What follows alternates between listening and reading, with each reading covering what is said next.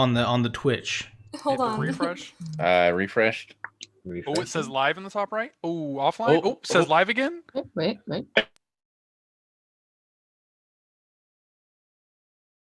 We're not. No, we're not. Oh, Yeah, no. it totally What froze is again. happening? It says you're like the stream's going, but Twitch says you're offline. This is more up and down than GameStop. Not true. Everyone- Zingers over here. Y'all, everyone bear with us just one moment. We're gonna be right back. Hang on one second.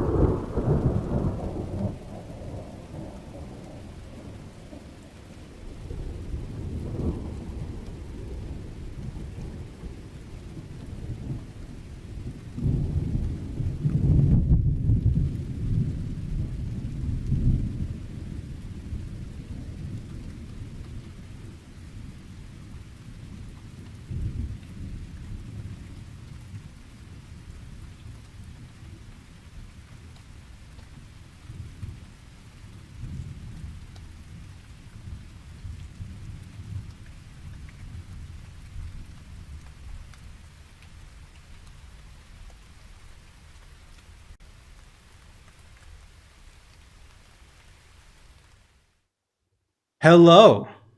Not glitching so far. Can we are Is having anybody the, out there? yes, we're having No some one of the touch anything. Don't touch anything. as per a previous joke. I'm gonna make it again. The real Curse of Strahd is a strange stream start, and I you know what? It's like Thank you for stealing my joke. Yeah, you're welcome. It's like rain on a wedding day. You gotta have some technical difficulties when you start a new campaign.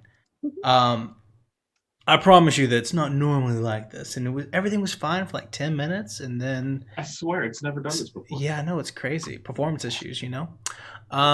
Anyway, We're in the middle of saying points were reset. yeah, points are reset. If you're joining us for the first time here in Iron Valor, you can bless the party and everyone else.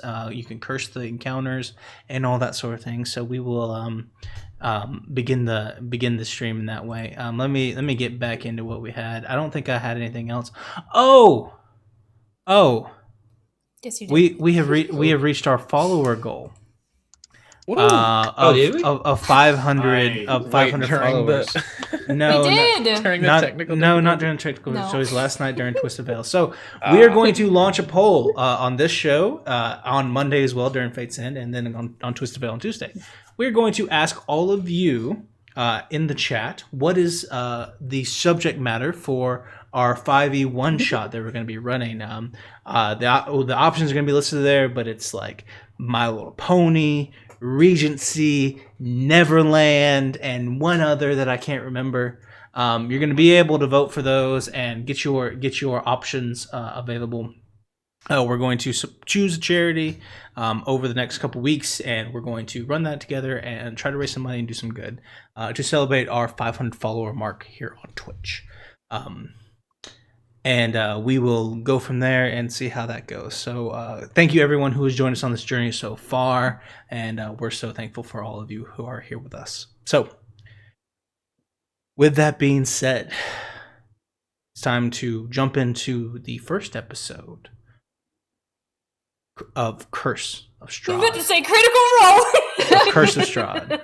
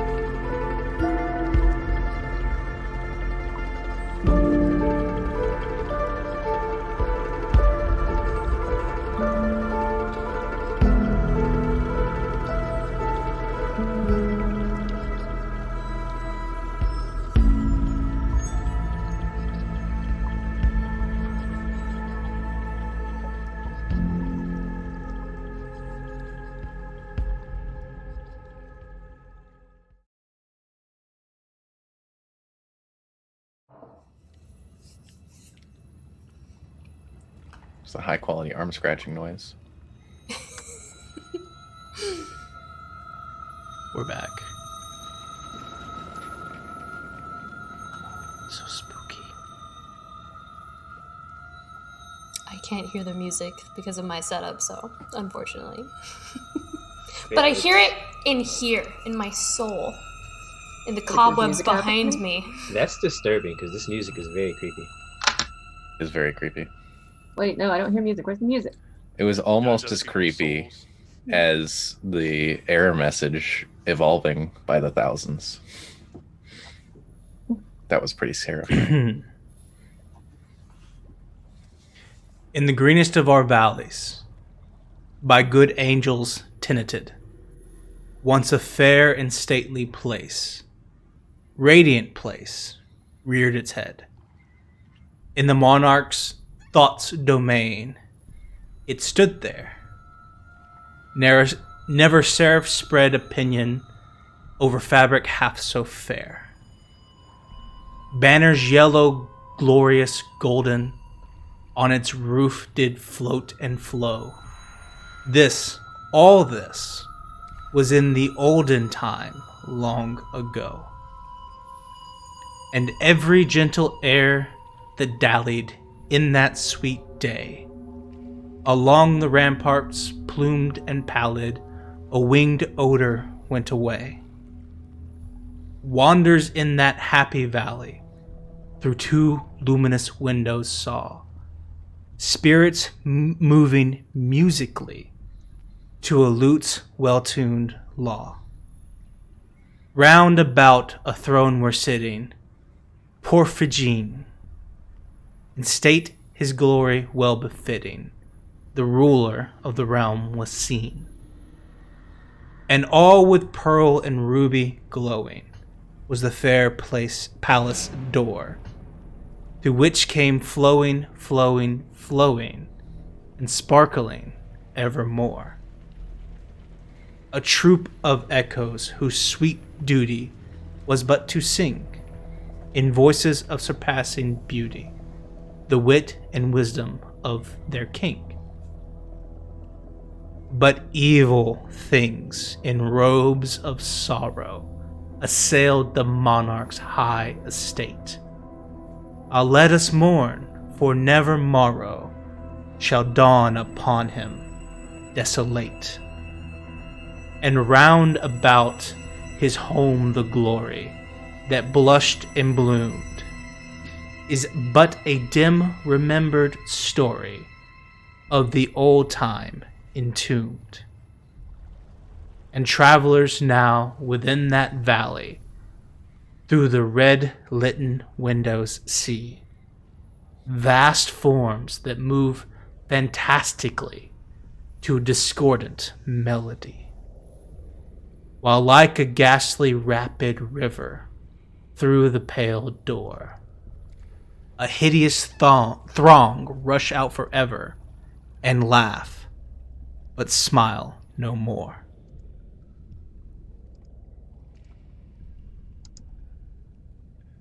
Our tale begins in the land of Barovia,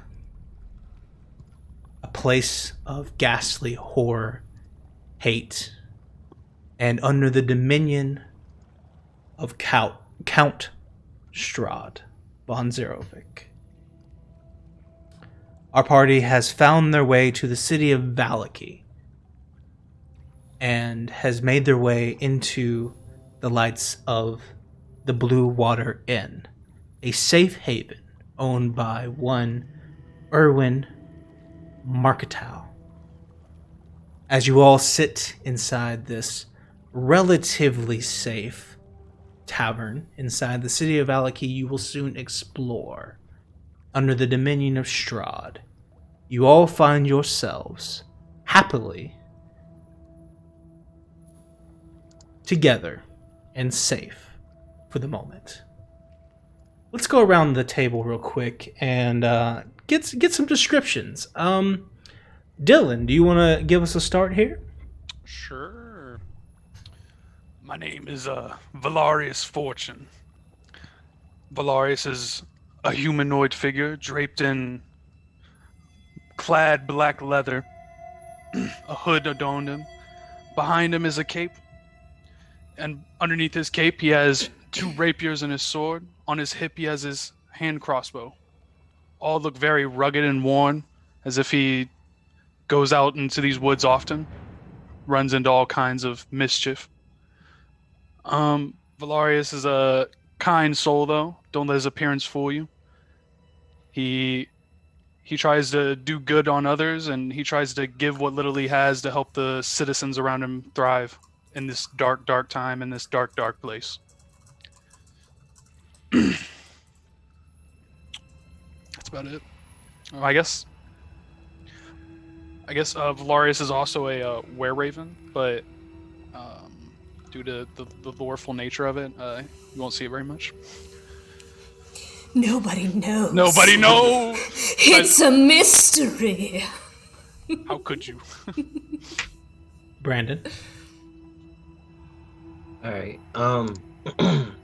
yeah, you see a man, a Kalistar. He's sitting there with a drink in his hand.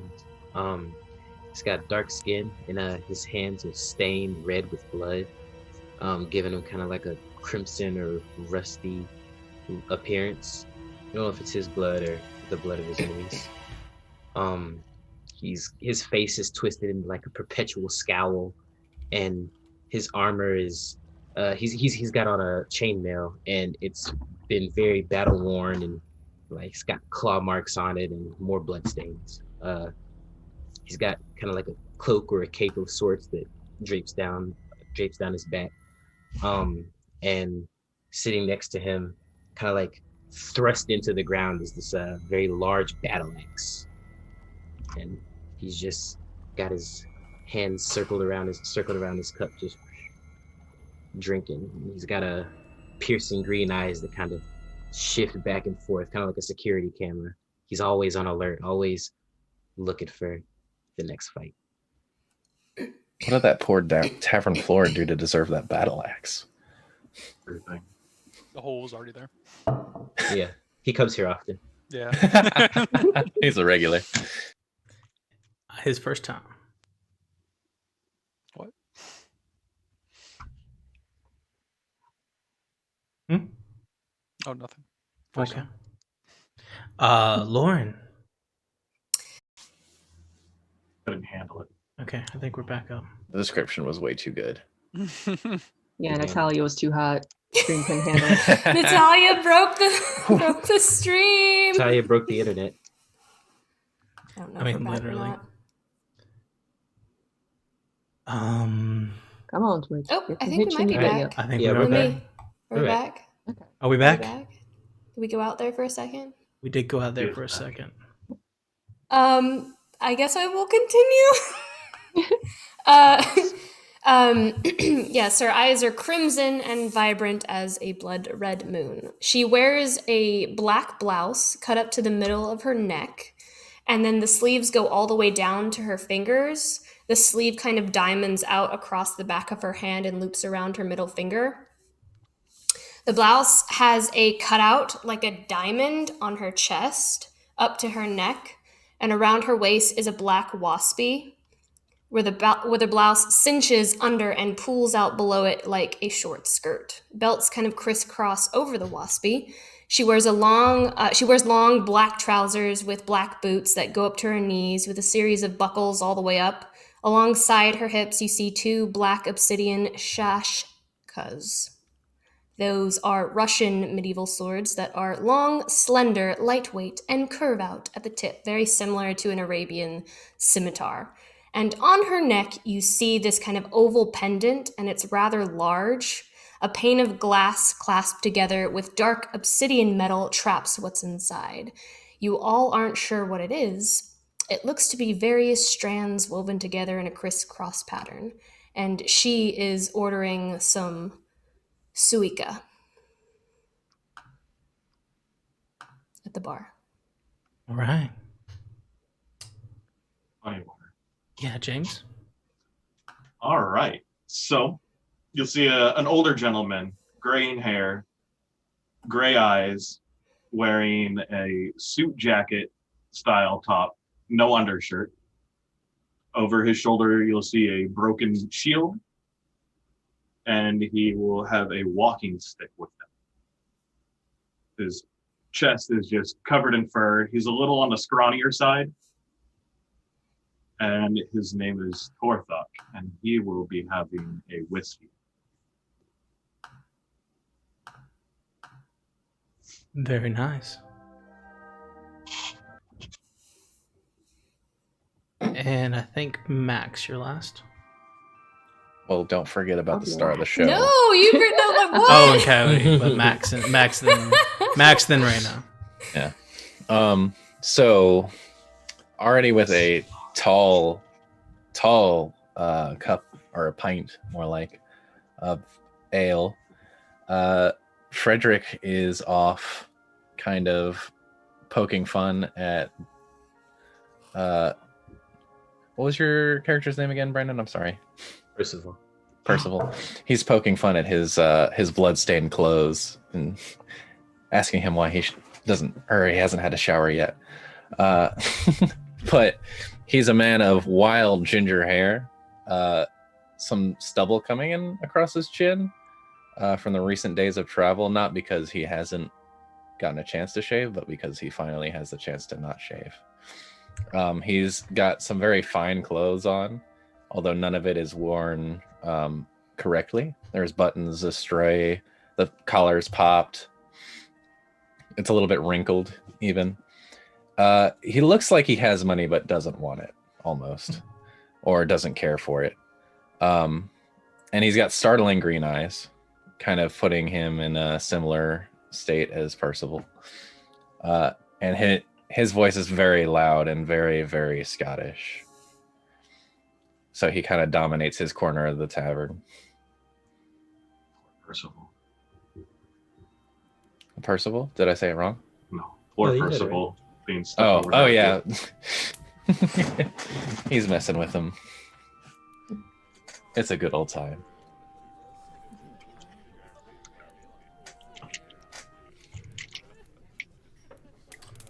And Coyote.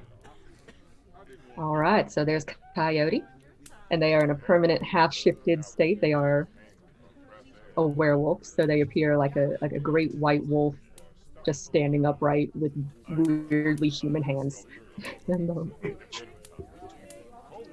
they're a good size, but they look even bigger because they're so fluffy. They have a very unusually curly hair, more like a wereborzoi. If you're familiar with those dogs, they're like my favorite. They look so weird. He does have albinism, so his eyes are a very deep kind of pinkish red, so is his nose. He wears a worn brown cowboy hat with a moonstone bolo tie and lightweight cloth trousers, easy to move around. He carries a staff of adornment, which is it's a very smooth, heavy black wood, and he has an intricate quilt tied around his back, and he's just kind of sitting quietly, enjoying the company, sniffing the air as dogs do. Wonderful. So you all find yourselves here inside the Blue Water Inn, here in the city of Vallaki. It's probably 4 or 5 o'clock in the afternoon. There's still a couple hours before what would be sunset here in Barovia, where the mists almost perpetually hang over the entire place. But there is some sun above and hidden behind the clouds. For now, it's what Barovia calls day. Looking around the tavern and the Blue Water Inn, you can see there's a man behind the bar serving drinks. Valerius, you would recognize this gentleman. He is a little bit older. He's got like a little bit of salt and pepper beard, long kind of stringy straight hair. This is Erwin Mark. This is Erwin. He's a friend of yours and someone that you know from the Feather. Also in this space, there are several dozen members of the city of Vallaki. They are cloaked in gray and blacks and deep blue shirts. Many of them have a kind of olive green overcoats over, pulling around themselves, keep themselves warm. There's a fire going in the corner, and Erwin's wife, Danica, can be seen bringing out some sort of meat to go into a stew for everyone here for the night.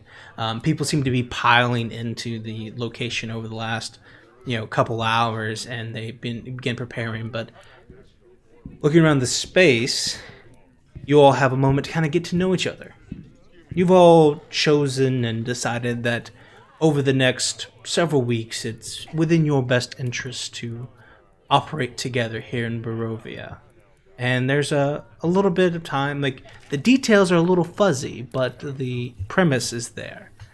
And so there's some time to get to one another and get to know one another, ask some questions, get some answers, and take a few minutes here. So, the moment is yours.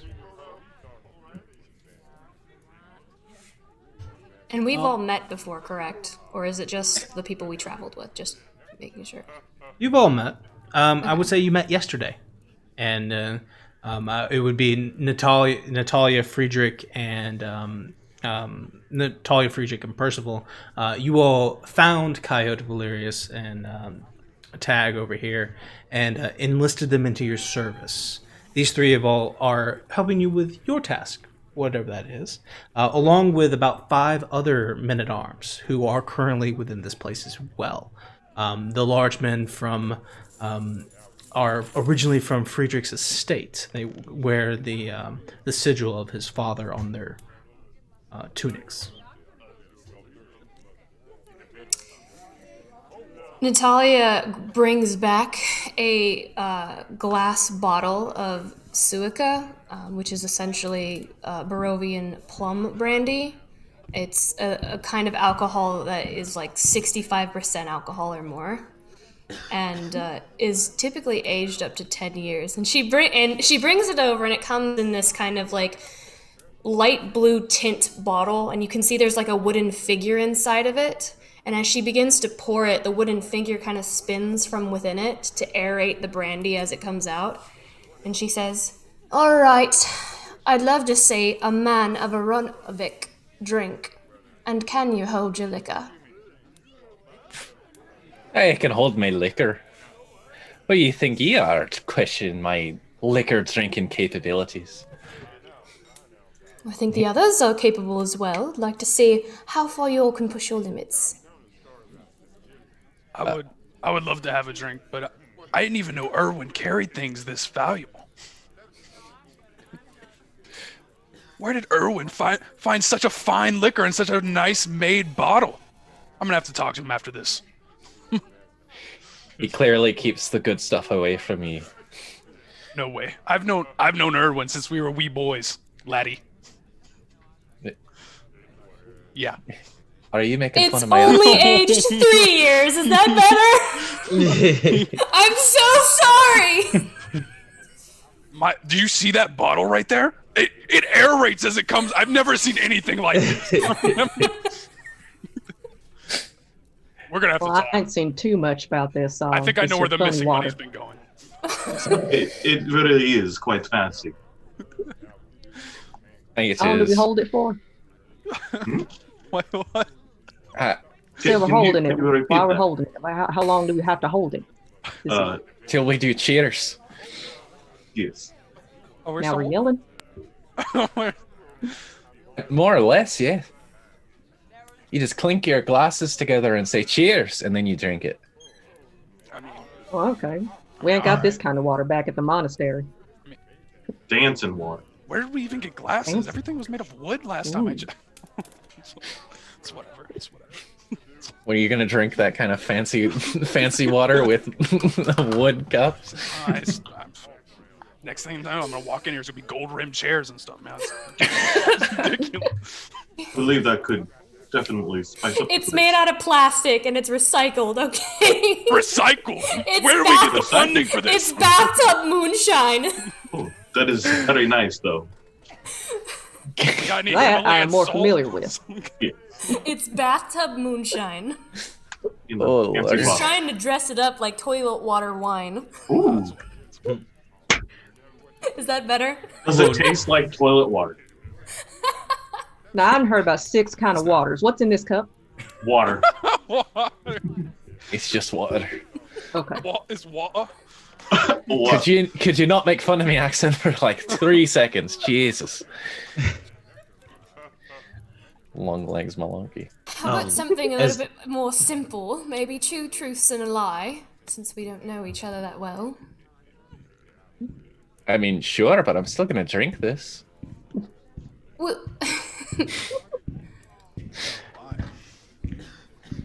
He says as he takes the cup and absolutely just downs it. As Natalia's pouring everybody drink, she will hear Percival in her head. She's probably used to it by now because he doesn't really talk that often, but being a Calistar, he can like telepathically communicate with people. And he says, "If it's strong, I'll take a drink, if you don't mind." it was apparently made in a bathtub, so it will be definite. Honestly, the estimate that I have is really not even close. It might actually disintegrate your esophagus. Give it here, then. That's what I'm talking about. That's what I'm Sounds like he needs. She'll pass you the bottle. Oh my god. Careful now, that bottle's at least $2,000. I don't think we've given you water. your paycheck yet. How'd you afford that? This bar has some illegal stuff going on. I'm gonna get to the bottom of it. I'm gonna get... You best believe I don't know what kind of gambling hall they're running in the back, but when I get back there, we're gonna increase profit margins. We're about to make some shares for this bar. It's gonna go up like GameStop, dude. Be careful not to light any matches. I do believe that the fumes are flammable. What? What? Jesus, this is gasoline.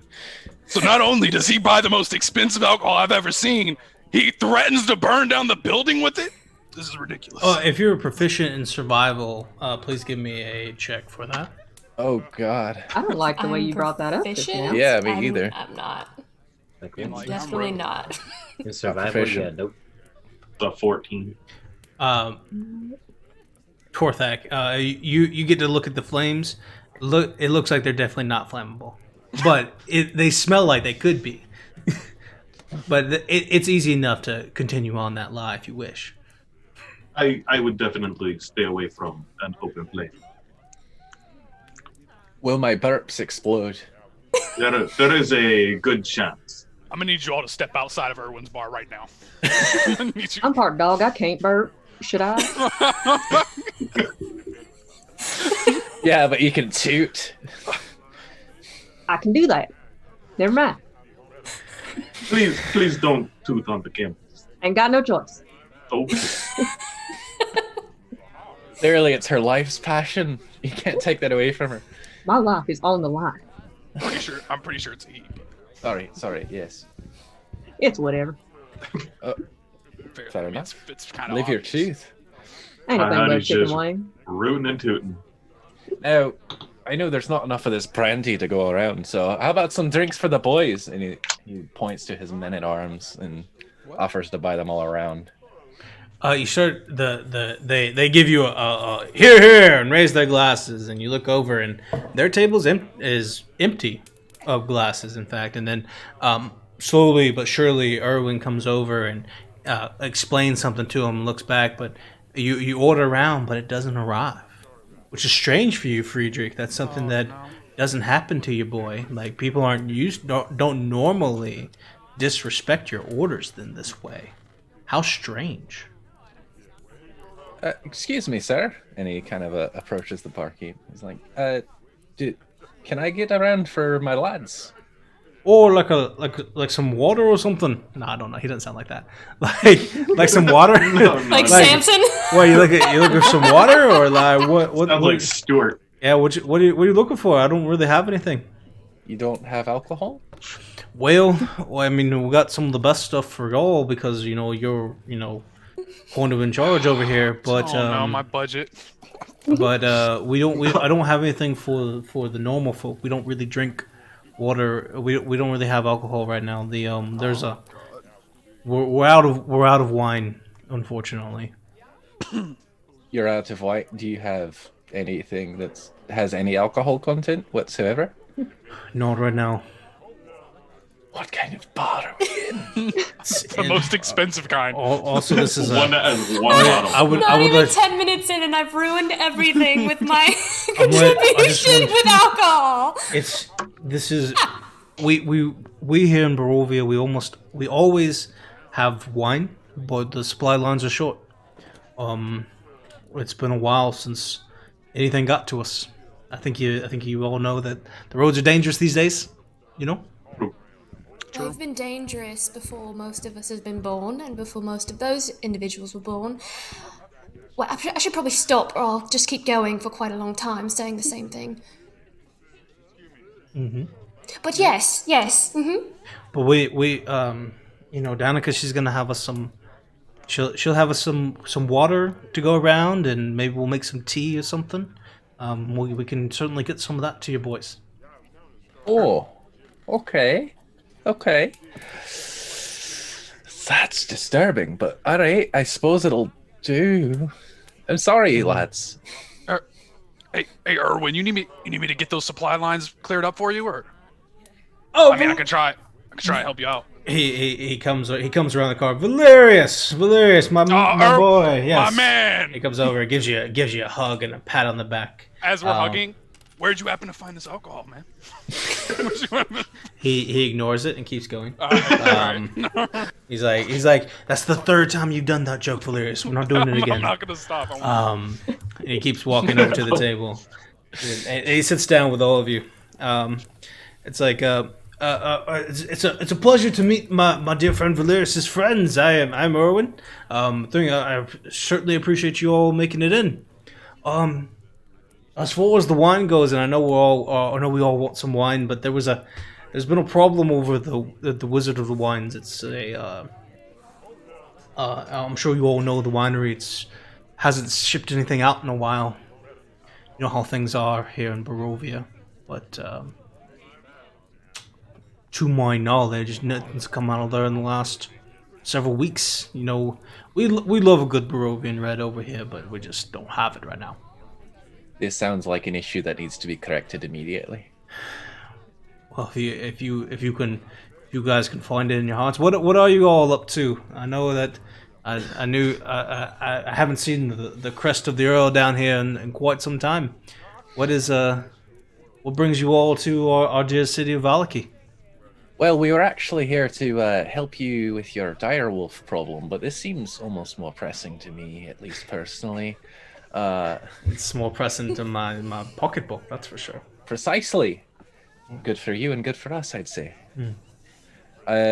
We were down here to help out with that, which is why we came in such force, but I think maybe we should kill two birds with one stone while we're out.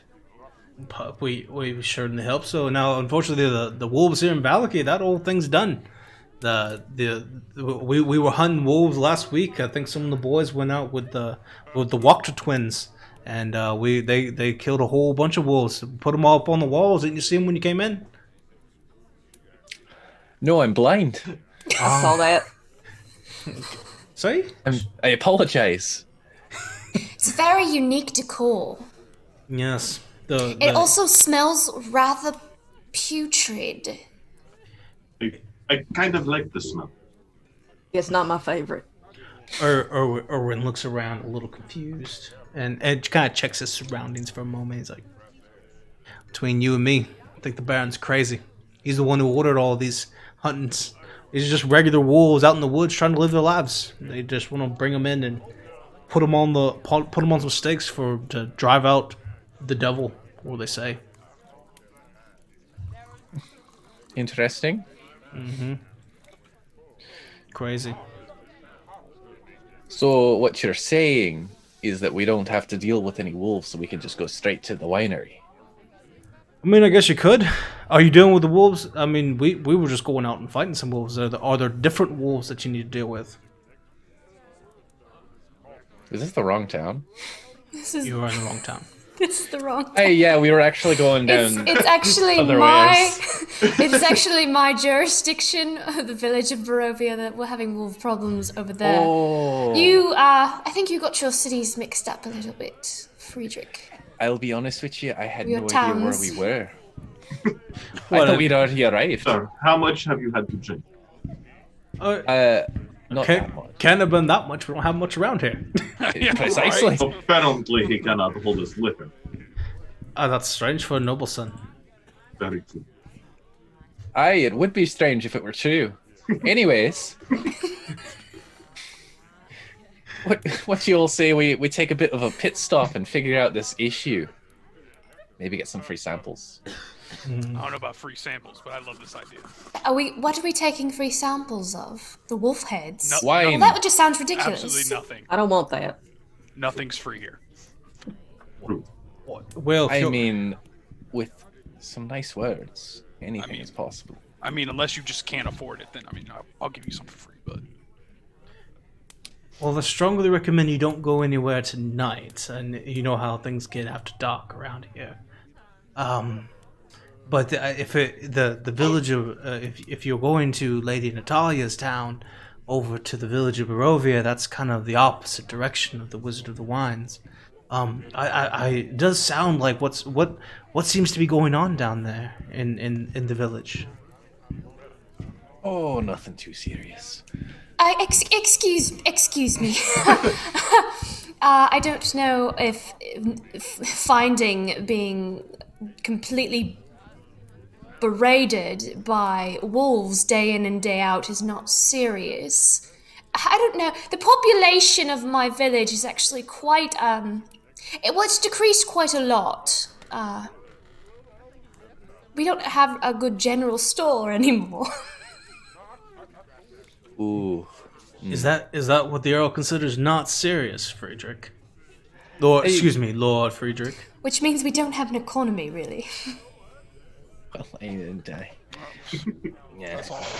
You do know about the economies of a village, the lands that you run, correct? Yes, I do. Do you need to remind me of the whole thing? Well, I'm just asking to better myself to know how much I have to explain to you. Fine, we can still go to your village. Oh, thank you. I'm so sorry that it is an inconvenience to help these people who are being slaughtered on a daily basis. Don't you worry. We will make sure to hold your hand along the way, darling. It might be for the best. He doesn't seem to know where he's at. That's okay. I don't know a lot of things. I found the first step, admitting it. Just pat Coyote on the shoulder. I like that one, but I don't like the sass coming from the rest of you. I can't help it. Don't worry, my lord. I'm pretty sure you at least put up signposts on the way there. Should be able to find it. Thank God. Well, Otherwise, it'd be very difficult to navigate. Unless there's a body hanging from one again. I hate it when that happens. Disturbing. well, I did. Sometimes it's not really there. I dare say that if Valerius is with you, it should be no issue for all of you to handle all these bulls, whatever they may be. He's quite the fighter, if I should say so myself. Erwin, you're too kind. You're too kind. It's starting to sound like Barghorn. Boyos.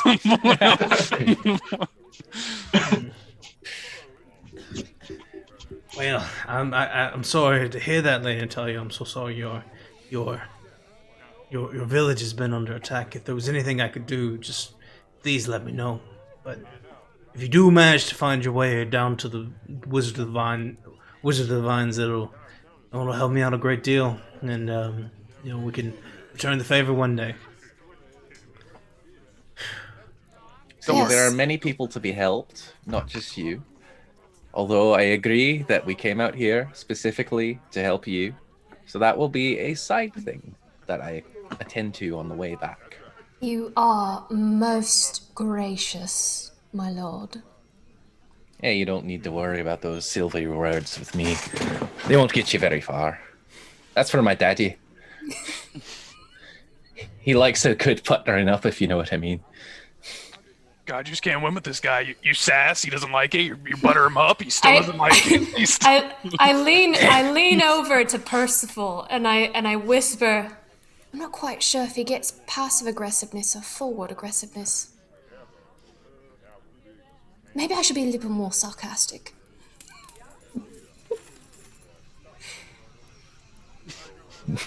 Not to worry, Valerius. I do like a good assassin, honestly. I just pretend not to. Makes it a little more fun, a little back and forth, you know. Oh, yeah, I know, eh? Can you not do that?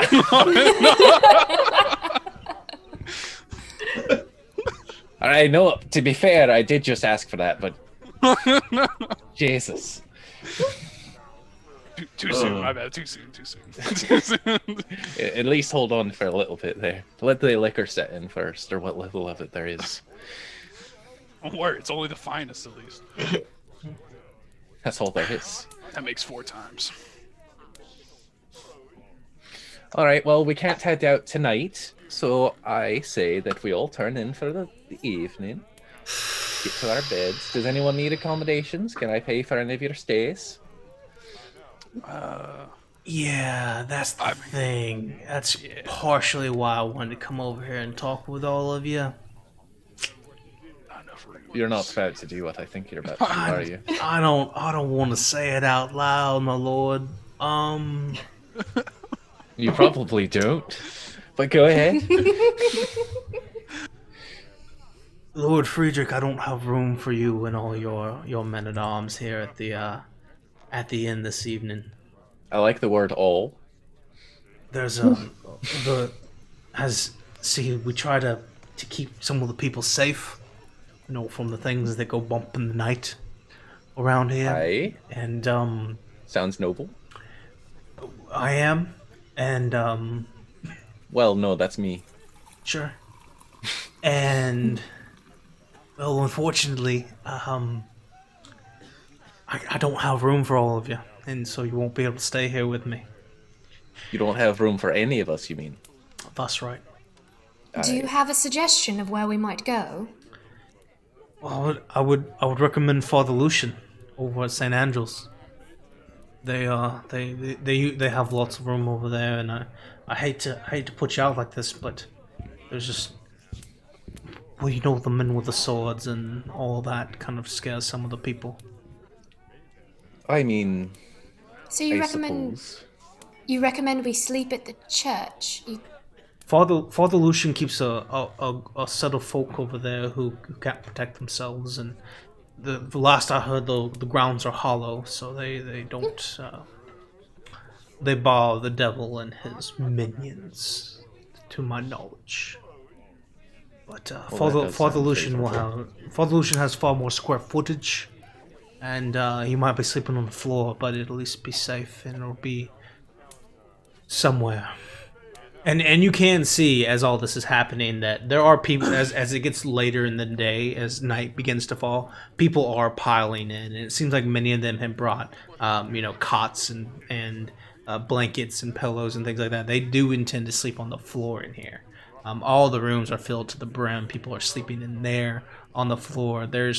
It's very clear that the accommodations he could provide would either A, put the people out really bad and make it not safe for lots of folks, or can't be done. Seeing this, Percival will down the last of his drink and slam it on the table. He'll drop a couple of silver.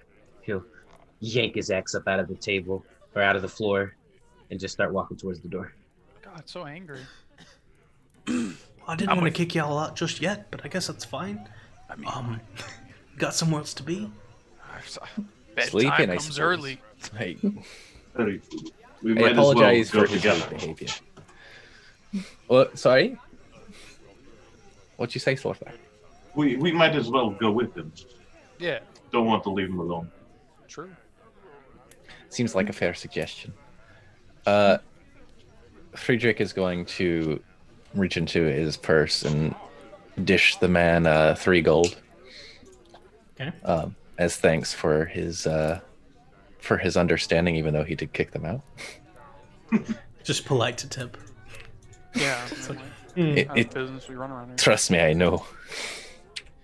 Thank you, my lord. I appreciate your kindness in this scenario. We do try to do our best around here for the folk, and well, I wish I had more space, but times are hard. But should you need anything else while you're here, we can certainly help you, and Valerius knows the contacts and who to get in touch with for things. Yeah, dude, of course. Well, I appreciate all of your help, and I will try to address that liquor concern as soon as possible. But for now, we do have more pressing matters at hand, and thank you for your politeness, if nothing else, and for helping all these poor folk out. I didn't know the situation was quite as bad as this is. Some might say dire. Get it like the wolves. Swear to God. Someone curse him. Someone kill this guy. Wow. I like Can we it. curse I like players? face humor. I'm pretty sure Percival's already halfway across town. Should we not I guess he knows where he's going, right? I suppose we should follow him. Yeah, he seems to know. Does he actually know where he's going? I mean, I don't know. Here's I've already left to follow You him. see that strut? He's going. I'm looking for the big building with a cross on it. It's not very big. I'm gonna let you know, and I'm pretty sure the cross is dilapidated. It's just like an R. The only thing holy about the building is the ground it's on. All right. Well, I can smell holiness. That'll be easy. Oh, really? That's Yep. crazy. As you all step Ain't out in of the handbook or nothing, but I can do it. What's it smell like? As you all step out of the Blue Water Inn, you make your way into the streets of the city of Vallaki. There are crows and dogs and people aflutter Many of them are finishing up the last bit of errands that they had for the day. All the people here are a little gaunt, a little dreary. Their eyes are sunken. Their hair is perpetually wet. They all look like they've got wrinkly feet because their socks are wet. Like it is just a very, very sad place. But occasionally you will see an individual or two who look like they're kind of enjoying the weather. Right? There's some folks who like the mist and enjoy the rain, and they look like they're having a decent enough time as you move through here. Walking about, you do see above many of the proprietary establishments, which all have this kind of wooden Gothic structure with mixes of thatched roofing on top. You see the severed heads of wolves have been stuck on spikes, and many of them hang over the entryways for the homes, or adjacent to or next to a burning, little fire torch next to the property. They smell. They are not nice to be around. And throughout the entire space, you see that there are these little signs and itty bitty little there are these posters that read, "Come one, come all, to the greatest celebration of the year, the Wolf's Head Jamboree. Attendants and children required. Pikes will be provided. All will be well. The Baron." Wolf's Head Jamboree. Mm-hmm. I think the name guy was out that day. Yeah, do I know I if think this I'm is gonna a stay normal- home. Do I know if this is a normal thing? Do they host this like yearly? Give me a history check. All right. Delirious. Oh, we good Mr. at those? Fortune. All right, so 11. 11. You definitely know it's not a yearly thing. This is something that the current Burgomaster or Baron of Vallaki has decided is a good thing for morale and keeping people up to date. Various festivals of sorts. Apparently, the most recent one was a festival of the wolves or whatever it is. The Wolf's Head Jamboree. You can see the posters are all over town, but many of them look like they are weather torn and wet with the rain over time. So they're not newly up, and the festival seems to have already passed. God, I'm so sorry, Coyote. This is absolutely barbaric. I imagine it would be similar to see human heads mounted on pikes for us, and this is very uncomfortable, yes. I mean, the human heads thing is Yeah. not that uncommon. Wait, what? I'd prefer just no heads in general. Just a stunning lack of heads is my ideal. Yeah, I mean, he doesn't really. I mean, this isn't like often, but like, he means good. He means Let's good see. with wolf heads. You know, it's Yeah. really nice for a festival. Flowers. Uh, If that they is would a grow nice here. idea. Yeah, a bit of a lack of flowers. They don't Oh, really yeah. grow You gotta here, work though. with what you're given. He's right. We used to But make you them out know- of paper. Dead tree branches Yes. would be lovely as well. You mean- could make sculptures of flowers. They said April showers bring May flowers, but it just rains. Nothing It's ever- been April for centuries. right. Yeah, how long these things gotta stay up? But I Can we hate this just, month. We got. You can't touch those. We got to wait till they deteriorate all the way. Oh no. Okay. Yeah, yeah. I'll just look at the ground. They got to go through the full growth process. Jesus. That's what puts the jam in jamboree. Ugh. I hated that. Thank you. Yeah, why did you say that? You know that's not true. You were just saying it. You don't know that. I'm fairly certain. Never be able to eat toast again. Breakfast is going But to be it's awkward. true. When you deteriorate, your body emits a kind of mucus of sorts that helps to break down the tissue. I've seen it. Wow. Every statement you people say, I just think it can't get worse. Yes, Like that. could we back up a little bit? I think we are trying to sleep soon. That's right. I found the church. I'm gonna find a Thank very you. nice bench. Percival, as you're walking looking for the church, give me an investigation check. You're moving throughout the town, kind of you're trying to sparse this whole thing out. As you're walking, you actually run into a large figure. He actually kind of bumps into you, shoulder checks you for a second. This guy is probably 6'4", 6'5".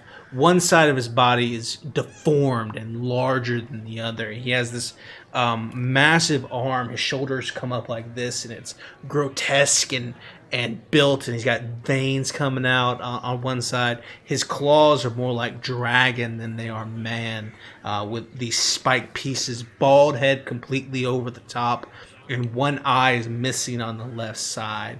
And as you're looking around for this place, he checks you, and like just kind of like, and keeps moving on. Lovely to see you too, sir. Watch where you're going. Out of your good eye. He turns back for a second. I turn to him. And kind of look up at him. It's a little bit taller than me.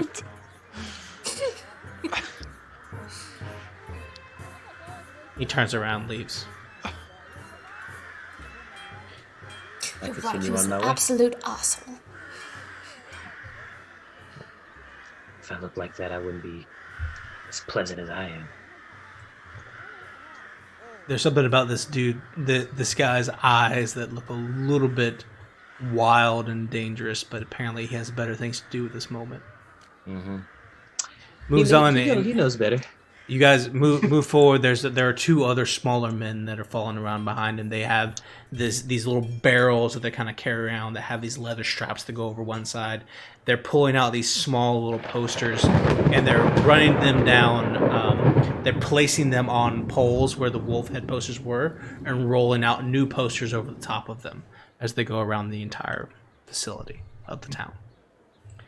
It's dark with a 7 roll. Percy, it's dark by the time y'all find the church. It's cool. Percy, he walks around like he doesn't walk around like he's lost. He just keeps going forward. He's pretty confident that eventually he'll find it, and he does. Why did we follow him? I think we passed it 3 times. I mean, like, I knew where it was, but I mean, like, he seemed so confident in his stride. I was like, he must know. It was I'm a still very looking at the confident ground. stride. I thought Coyote was gonna smell it out, but here we are. A little overwhelmed with the stench of my dead brethren. So, Fair enough. The slouching, centuries-old stone church has a bulging steeple in the back and walls lined with cracked stained glass windows depicting pious saints. A fence of wrought iron encloses a garden of gravestones next to the church. As you approach, you can see the mist-covered clouds starting to move away with the wind as the storm seems to be blowing away, and a 3/4 moon is risen all the way up in the sky as night has fallen, and a thin mist creeps along the ground among the graves. Quite picturesque, don't you think? I mean, Yeah. I think I've seen it a couple times. I've definitely slept in worse places. It's true. I've slept in a graveyard before. This is actually quite nice. It does have a roof. Do you think it had showers for our friend Percival? Showers. Or like any kind of running water that would, wash him off a little bit. He's kind of covered in red. Yeah, I see where you might be confused, my lord, as you guys have showers and stuff. Down here, we don't really get that economy, but I got some buckets out back. The buckets will do. Yeah, Those I are think very they might fun, water. actually. Man, they might be filled with rainwater. I mean, Is the rain tainted? It's Around here? recycled. I mean, I don't think anything's not tainted. We have a bunch of dead animals on page 4. I mean, technically, Rainwater that runs off a church's roof is holy water, yes? Only one way to find out. Not quite how that works, but I mean, it has to be consecrated or whatnot, but Yeah. So anyway, I think the bed's, on the floor. I think we walk inside, or at least I do. I mean, yeah, I'm gonna go find my boy, the priest, who I clearly know his name but don't. Lucian. You step into the church, and you can see that there are many people from the village, from the town of Vallaki, have found their way to the church. All of them wear very, very tattered clothes, and they have the barest, thinnest linens. This is where the people who are the poorest in the city of Vallaki have gathered to wait out the night. As you enter in the space, you see two prominent figures near the dais, where a symbol of the Morning Lord is encased in stained glass above. You see a character that Valerius and probably Friedrich and Natalia, you might all recognize this person. This is Father Lucian. He is an older gentleman with a long gray beard, very much wearing the white robes and gold of the Morning Lord. He's sitting there talking with some individuals. He's older, but probably in his early 50s kind of thing. He's not old yet, but he seems to be talking with some individuals, and he notices you come in and gives a small wave, saying that he'll be with you in just a moment. On the right side of the room, kind of hiding almost in the corner with a spade thrown over his shoulder, is a young man that probably only Valerius recognized as Milivo. Milivo is a younger gentleman, shorter, probably about 5'8" or so, black hair, blue eyes, and he's kind of watching almost in a protective way over the people as they set up for the evening.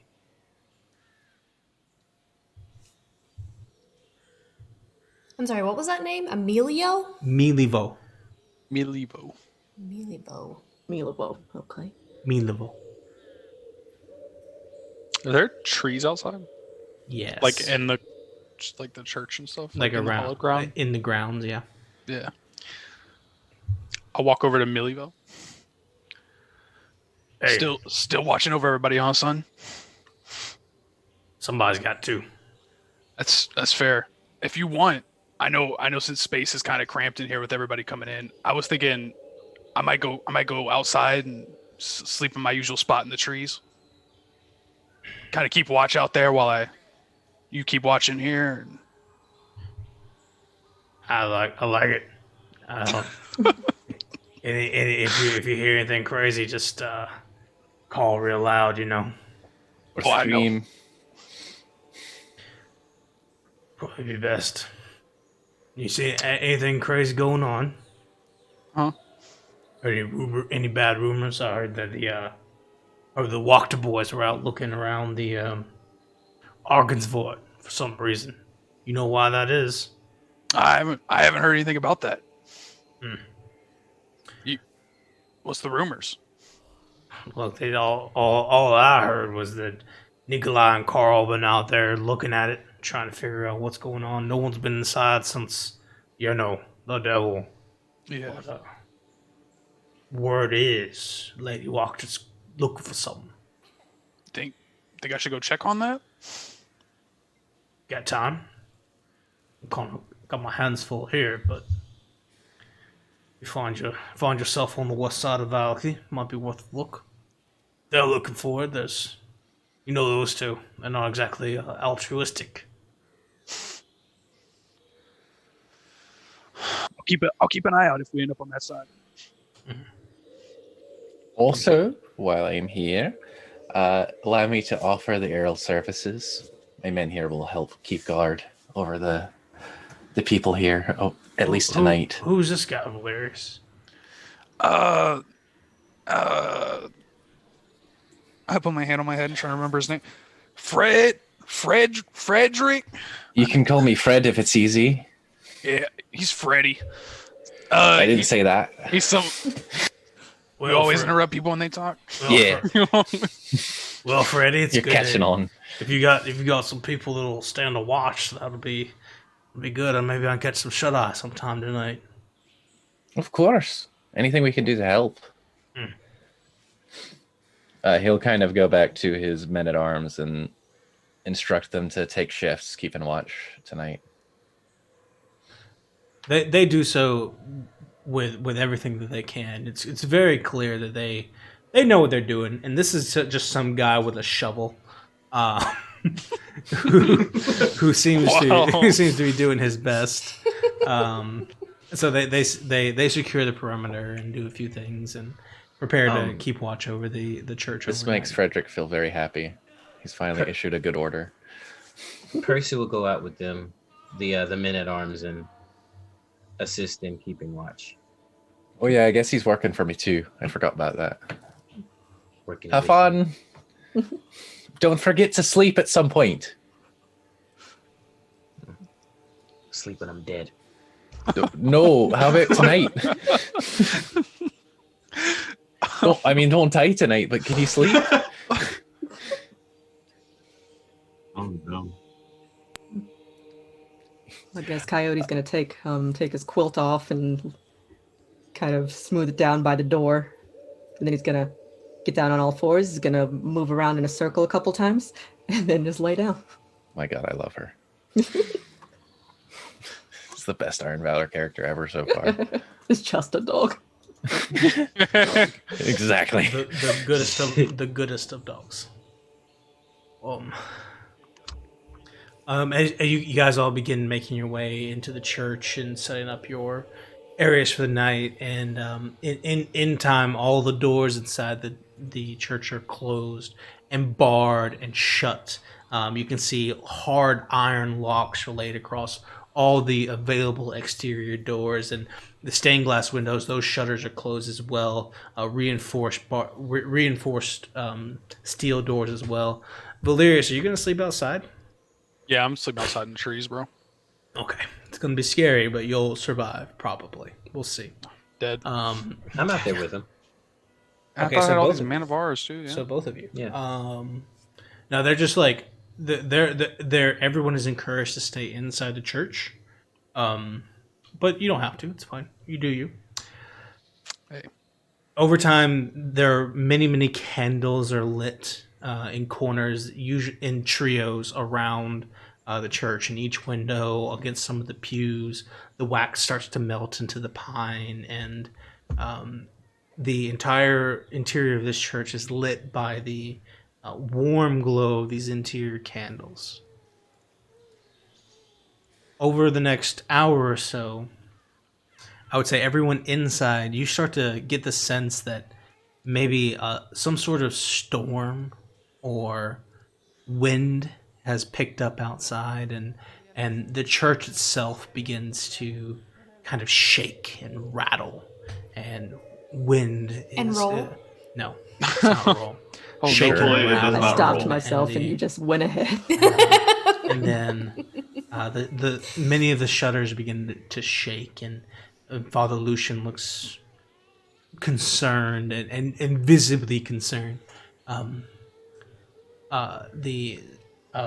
Mikolov comes over there, and they seem to have a quick conversation. It's very angry and very sharp and fierce.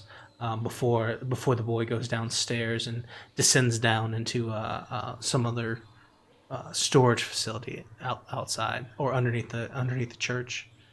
Valerius, you and Percival find yourselves outside the church, and there is no storm. But what there is there are these shadows that move against the walls of the church. They move close to it. They bang on the sides of it. They move up to the roof itself where the shingles are flying, and they purposely pull a few of them off, shattering the clay tiles on the ground. They're moving as silently, as quickly as they can, making noise only where they intend. What are you guys doing out there? Bro, I'm trying to sleep, dog. Let's I go mean, ahead I'm and in the keeping tree. watch. I was keeping watch. Do I know what these are? Go ahead and give me. I'd like for you guys to give me perception checks. Wait, Even though we're inside? Just Percival and Valerius. We're outside. Yeah. Okay. I was about to say that sounded weird. Is that double set? Oh, he got 9. I got a 7. 9. Yeah. It's hard to tell what these creatures are. Their forms are somewhere between ghost-like and wraith. They move in an undead fashion. They don't seem particularly interested in you outside. Maybe it's because they don't see you. Are they about to say they shaking my tree? No, they don't shake your tree. All right. Maybe it's because you're out. Maybe it's because you're not really moving. Maybe it's because you're paralyzed. Maybe it's because they don't care.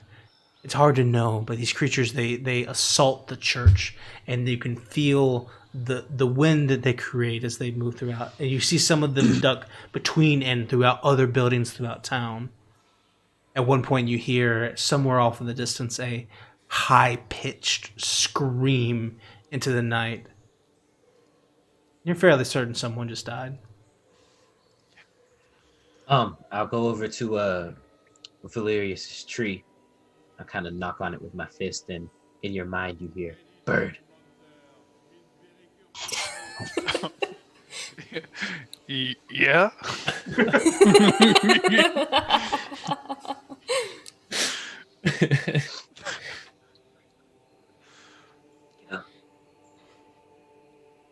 Do you see those things? I mean, it's hard to miss them. They're tearing the church apart. It's kind of messed up. Are you planning on doing anything about it?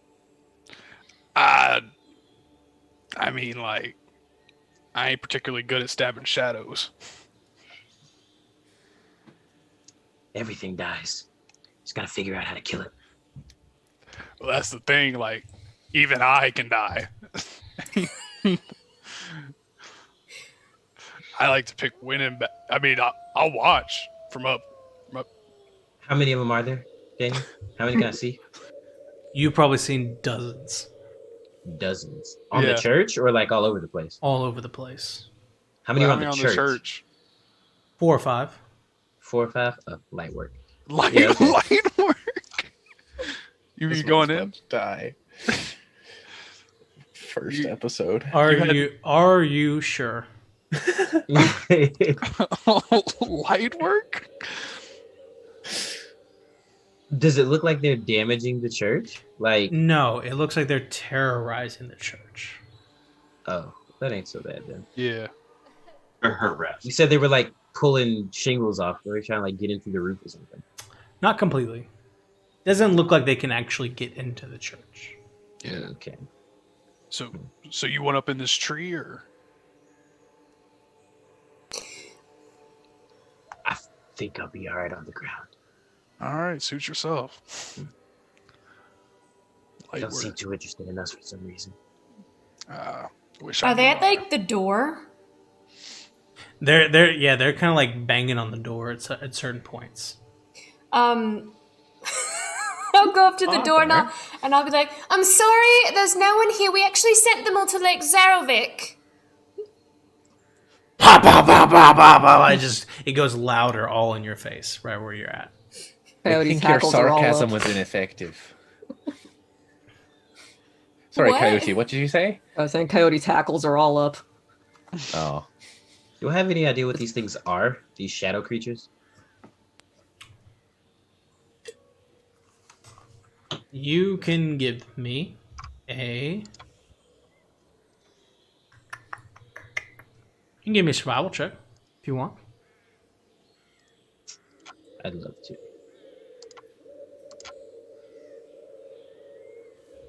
12? Nope. Oh. They're weird. You're not sure what's happening. They are weird. Mhm. Okay. You feel very unsafe. So there's that. I mean, yeah. You went up in this tree, or? You want? No, I don't need to be. There's multiple limbs, you know. that's a good tree.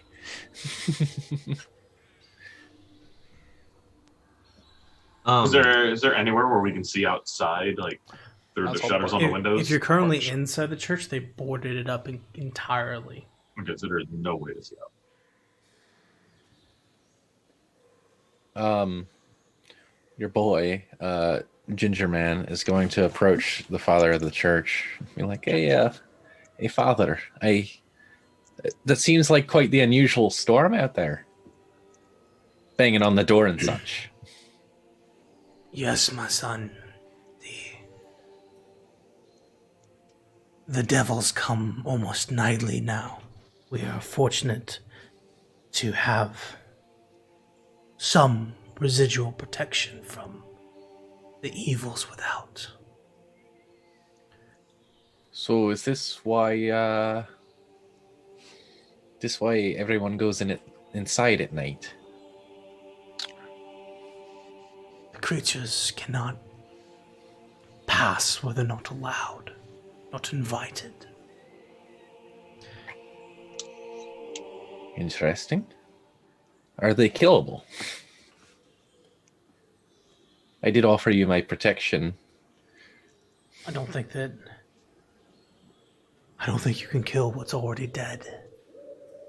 So are they undeadable? What? Are they what? Can we put a sword through them and make them stop doing what they're doing? Italia's just watching this with fervor. Do you really want to help? I mean, I don't at know. least if it's a winnable fight. The church is a welcoming place for all.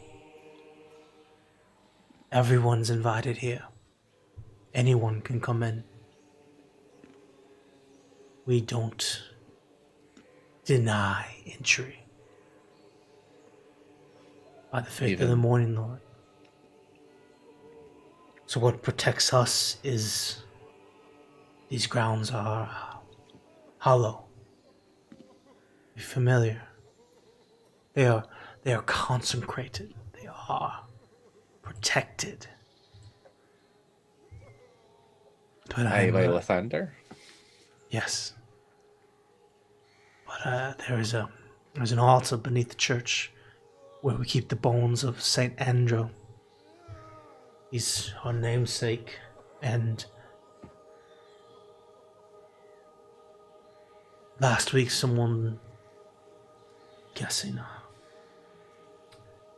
a servant to the devil, broke in and stole his bones.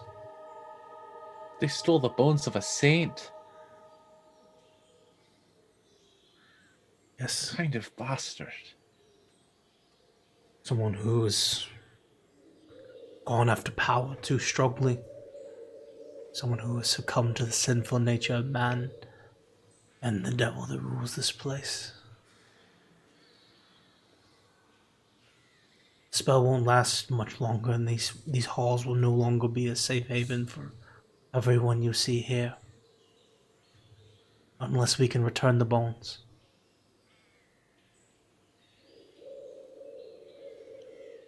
Do you have any idea where they'd be? I know you said you didn't really know who took them, but... Oh, I've got my suspicions. Well, that's better than nothing. And his eyes cut over to Mikolov, who looks very tired and sitting up against the wall. There's only a few people who's got access to that vault down there, where we keep everything safe. I know I didn't give anybody a key. And, well, we know no one broke in either. So damage.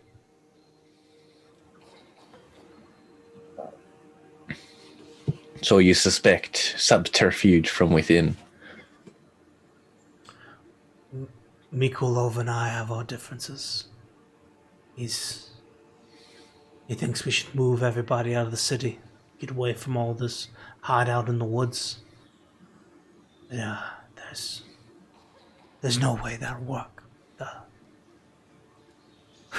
The dogs will come and the fangs will find us, and there's nothing to be done.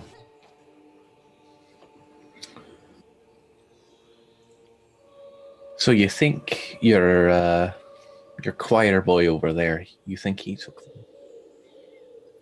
I don't know if he took them, but yeah, I think he had something to do with it. Well, that does not sit too well with me. Stealing the bones of a saint seems like poor taste at the best. And I know these are concerns that I don't think I don't know if the Lord Friedrich has time for, but if you find yourselves, there's a great many people here who would be thankful for your effort. He kind of nods at that, but looks uncomfortable as he's called Lord Friedrich for just a split second. He makes his way over to the tired-looking Mikolai, or is that his name, Mikolai? Do you mean Nikolaj? Nikolaj, is that it? No, I say Mikolov. Mikolov. Mikolov. A lot of syllables there. You tired one. Tell You more. tired one. Where bones? Tell. Tell more. now. Where bones are. Before I kill. crush your skull. Tell me where bones are, or your bones are forfeit. He's gonna kind of like lean up against the wall next to him, all casual like. He's gonna be like, "Hey, Can I help you? hey, I think you can." Go ahead, Freddy. Oh yeah, I forgot that name already. So I hear your bones are missing. What? The ones on the church, the saints' bones. How did you... He looks over at Father Lucian. Yeah, they are. You know where they're at? No, I was just looking for clues as to where they might have gone. Would you know anything about that? Can't say for certain. Insight check. Insight check, yeah. Just waiting for that one. I was like, he's ready. Yeah, you can go ahead. You can if you wish. Great. That'll be exactly a 16, lad.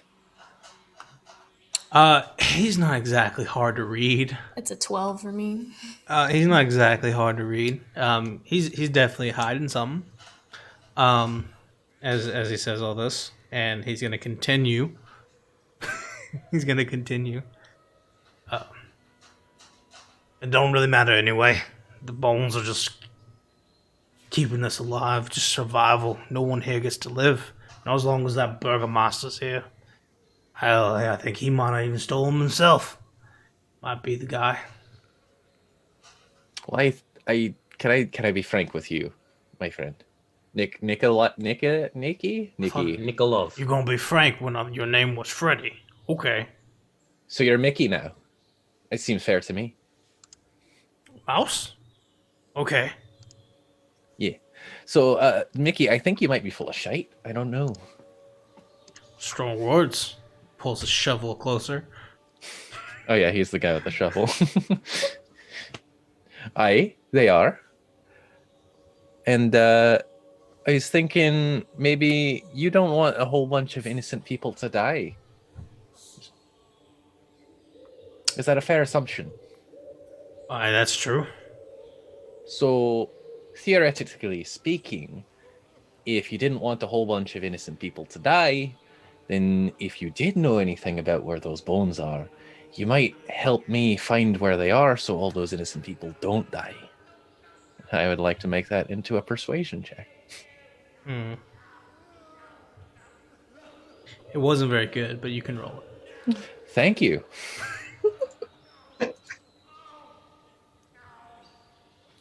I don't know. The roll said it was okay. Oh. Well, let me see. Hold on, let me go. Oh, it actually It's going to be a 25. 25. My feet didn't actually go into this character. Let me redo it. Dadgum.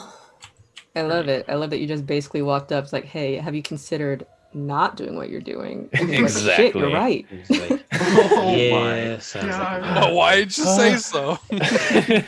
Never saw it that way. Gosh, what an idea. Why didn't I think of that?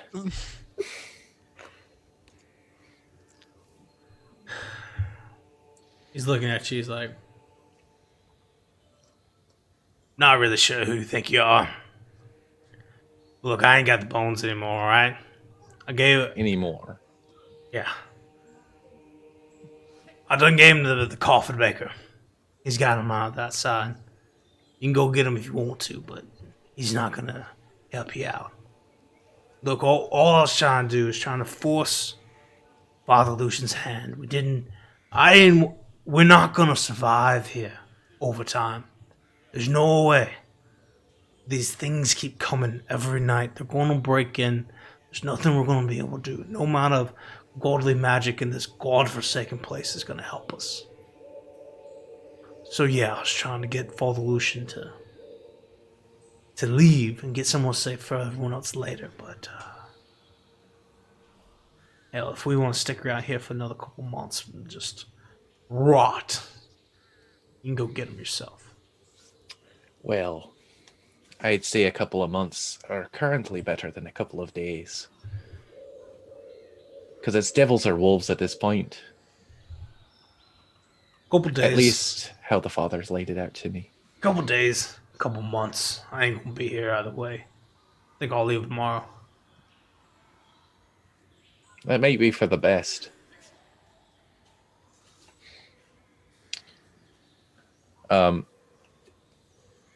So Natalia is going to feel a couple of very startling green eyes fixed on her and a voice in her head. Sounds very Scottish.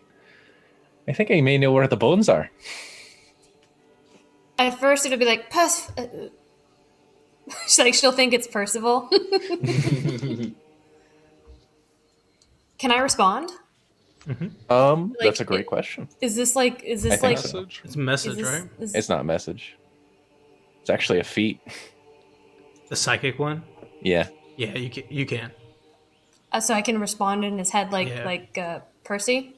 Yeah, if he allows it, then yes. I'm allowing it. Well, aren't you full of surprises? In 2 ways more than one. You found out where the bones are, and you can communicate like Percival. Well, I'm not exactly the same way he is, but yes, I can do it. Very curious to see what else you can do.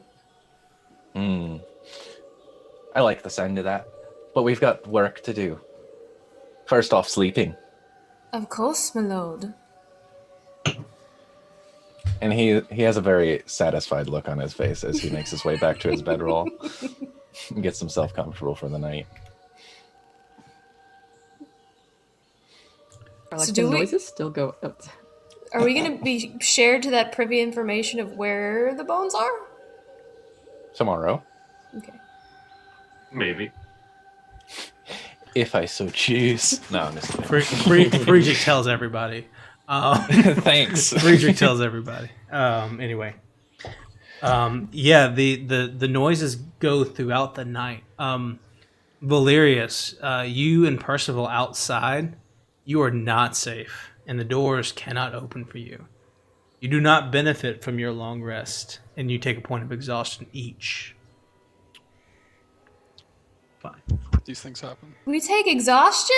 Just Percy and Us, Valerius. Oh, okay. Everyone Okay. else is fine. The morning What does comes. exhaustion give you again? Disadvantage on ability checks. Oh, that's it? Yeah. He doesn't need those. He's not very good with people so far. I think it's ability checks and attack rolls. And attack. Ooh. Is it attack rolls? I'm pretty sure Just it ability is. checks. It's like The my second whole- level is attack rolls, I think. Is it? Okay, cool. No, the third level is. Oh. Even better. So it ability checks then. Yeah, ability checks. A rough night of sleep comes to you, Valerius and Percival, and there's a moment in Barovia Every day.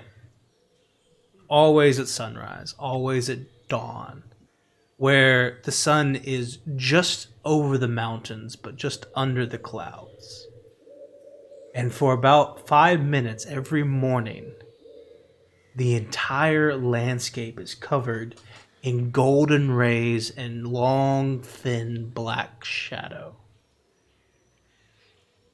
The two of you notice this because you didn't get any sleep. And for just a minute, Barovia is beautiful. The entire landscape is lit up. There are trees that glisten with last night's mist and dew, and they seem to glimmer as the sun rises. And just for a moment, everything seems normal. And then it's gone. And then the mist rolls in. The doors of the church reopen. Father Lucian begins his daily ritual of getting bread and food and water for the people who stayed the night. Breakfast is prepared for all of you. Eggs are brought in from the chicken coop, and food is provided for all of you there if you wish to partake. There's no coffee. There's no anything really, but there's water and there's safety. Percival and Valerius, you step in and you are soaked to the bone. All your clothes covered from the rain and the mist, and there's deep bags under your eyes, and there's a small look of fear on all of your faces, I'm sure. As the two of you step into the space where all of your friends are well rested and happy. Rude. No fear on this side. I'm chilling. No fear. Just gaunt and angry, probably. Natalia's gonna look. You both look terrific. Do you want me to get you a drink of water, coffee, or something? I ignore. Yeah, rough night. Coyote looks up from his eggs. Y'all look like hell warmed over. Coyote, what about being soaked in rain? Looks like hell worn over. I get my breakfast and I sit down. Warm. Like, okay. Just go keep eating. Frederick kind of looks up from where he's laying or half sitting up at his bedroll and pack combo, and he appears to be adjusting a small lyre in his hands. I was like, oh, it looks like you got that shower after all. That's like the 9th time I've had to hear this. I mean, I don't think you've had a shower in 2 days. Yeah, but at least I wasn't covered in blood. Well, yeah, that's because you never get your hands dirty, Lord. Yeah, you pay people to do that for me. You got a problem with that? Yeah, it must be nice. He shrugs a little bit. And he'll grab himself a loaf of bread and chug a little bit of water and kind of eat while talking to them. Absolutely no table manners. So I found out last night that there were some bones underneath the church that kept this place safe. Natalia's eye is twitching. Natalia's eye is twitching during all of this, like just her right eye. Kind of tugs on his collar a little bit. So it used to keep this place safe, but apparently it got stolen, and apparently I know where it is now, so that's good. Yeah? Do we really have time for this? I mean, we're here. I mean, I thought there was other things to do. You know, I thought people were being eaten by wolves, but... I mean, people are about to get eaten by some kind of devil. I mean, yeah, so choose the lesser evil, I guess, but at least they have bones here. Just go get them themselves. No, the bones are stolen. They don't have them anymore. Well, tell them where they're at so they can get them. Well, we got to go get them. Why? Why do we have to do it? Don't we have other things we're supposed to be doing? Like, I mean, it wouldn't take long. It's just the gravekeeper. okay, yeah, sure. We'll see how long it You takes. can stay here and get yourself dry if you want. I'm gonna go talk to the gravekeeper. I put the coffee down in front of them regardless during all of this. I As thought you well said as there the was one. no coffee. Is there no coffee? It's bean water. She said that. I'm sorry. He said there was no coffee, ma'am. There was no coffee? He said there's not much of anything, actually, is what he said. Here's water and water. bread. Oh, I great. found it from outside. Thanks. I also found the water outside. Thanks, appreciate it. I was gonna say, did you- Natalia special made coffee for all of you. Oh, wow.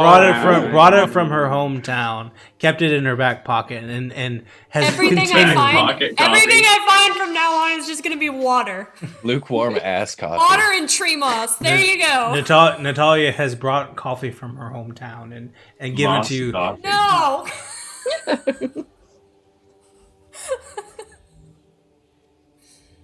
I was gonna say, did you wring it out of their clothes? Because there's plenty of it there. So you'll take a special made butt coffee and take a sip. You say a butt coffee? Excuse You me. said it was in her back pocket, didn't you?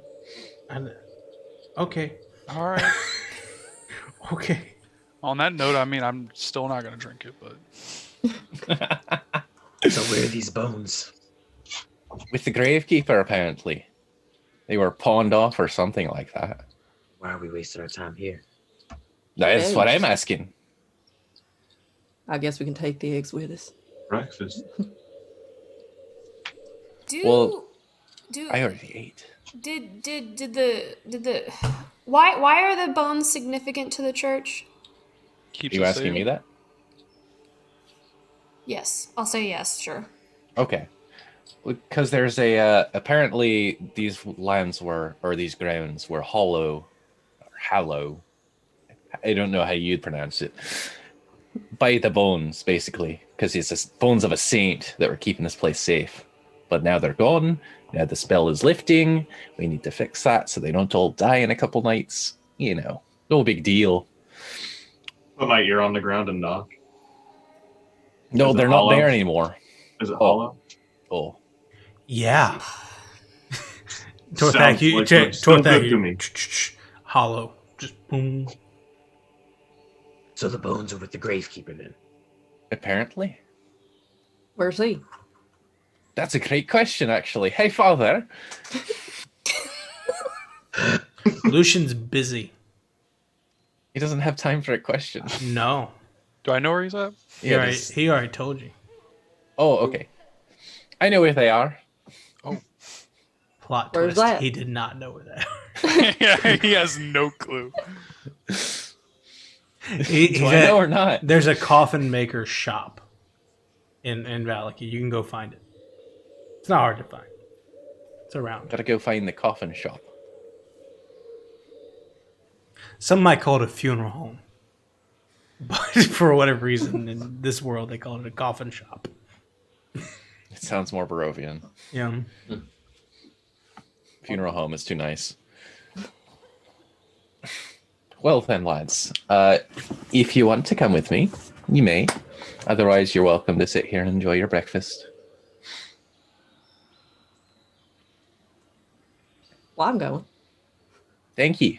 I would very much enjoy the company. We'll finish his food and get up. I will go as well. I can eat and walk. I'm going with Percival. So you all finish up breakfast, get some water in you, recover from the night before, and before you head to the village of Barovia to go deal with Lady Natalia's difficult and, I guess, time-sensitive situation down there, you decided it would be a good idea to save this church first. And it shouldn't, and based on what you know, it's like, hey, let's get these bones, bring them back. Shouldn't be a problem. Let's go find them. Yep. You begin making your way through the streets of Vallaki, and you can see all the many members of the community have made their way outside. Many are making their way this early in the morning, not to work, but to homes, paying cordial visits, making sure that their friends and family didn't die overnight. You see some joyous reunions. You see people who are just happy to have survived. As you start making your way towards the coffin shop, you do see a young man who is bawling his eyes out. Sat on the ground in the mud, wrapping his arms around his knees, crying. Lad, are you all right? He just keeps crying. And so another Barovian comes up and shoos you away and kind of like rubs his back. Get the sense that maybe this kind of thing is more common than the lordly earls might want to believe.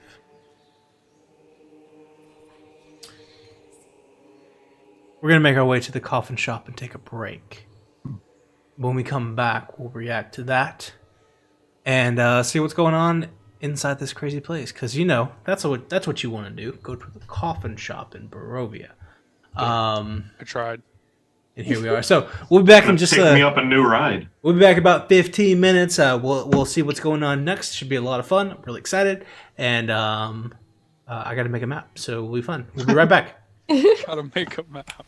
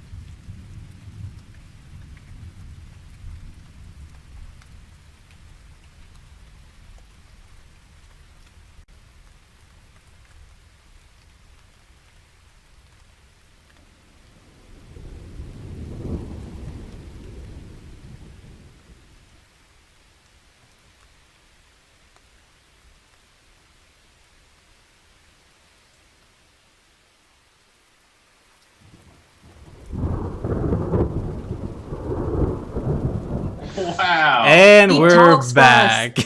He talks for us. Well, welcome back, everyone. Thank you for sticking with us through this small break. We are coming back in to a wonderful Curse of Strahd campaign. Thank you, everyone, so much for joining us this evening. Let me. Oh no. What? There we go. All right. Cool. Let me fix this in. And see if I can get. That was me. Oh, did you kick me out? No, from Sirenscape. Yeah. Yeah, that was me because I was trying to listen on my phone. So that's fine. Everything's great. I'll just exit out of that. Everything's fine. Oh, here we go. There we go. No worries. And now I got kicked out again. Sorry, Yeah, I I got kicked out accidentally hit the button again as I was trying to exit the app. All These right. things happen. Let's one more time. So, thank you everyone for dealing with us. I promise, we just did a whole campaign with basically no, technical difficulties. I promise we know what we're doing, and by promise, I mean I think we know what we're doing, but that's not always the case.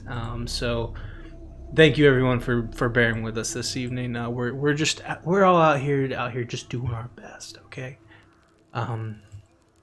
But let's jump back into this.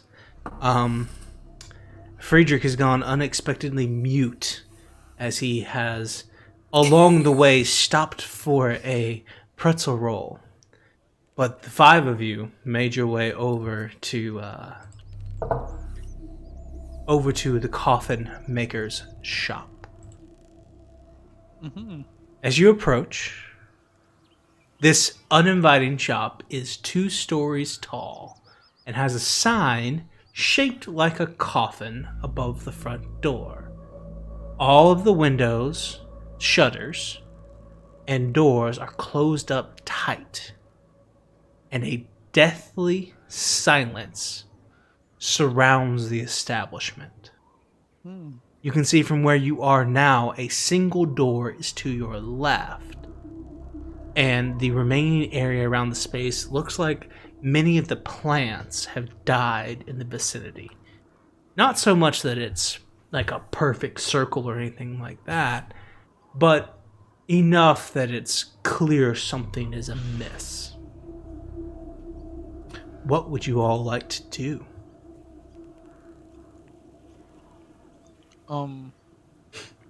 So are we just gonna go in here and ask for them, or are we gonna Open the door.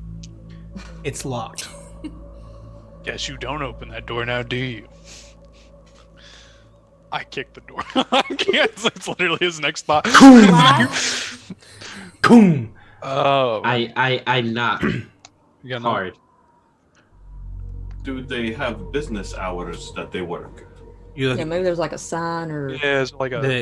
Maybe he is out for lunch or breakfast. There is no sign, but from within you hear, "Go away! We're closed!" Well, you guys heard the man. He's closed. We need you to be open. It's appointment only. Too many people have died. Go away. Leave me alone. We're not here for that. We are here to take someone off of your hands. There's no response. All right, well. I say, Hello? you can open this door, or I can. Trust me, he has an axe. You can A give me. really, really big one. You can give me. Ooh. Give me intimidation. Yeah. Probably wouldn't be good With for business. with disadvantage. No, you get it. You can just roll. With it ability normally. checks. Oh yeah, that's true. You are disadvantaged right now. Can you throw it a little softer there, E-Man? Okay, with disadvantage, I roll another one. Hang on. Oh my Okay, so 11. thunk. I'll call the guard. I'm What do you sorry? say? I'll call the guard. Just Call- go away. I don't know if they'd be able to hear you from in there.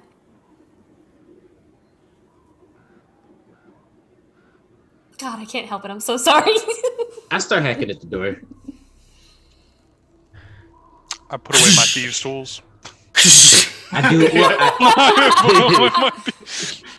Sorry, we just met, so I'm not entirely sure what you can do yet. So I mean, yeah. didn't know you had It's cool. I just put them back. I'll wait. I'll just wait.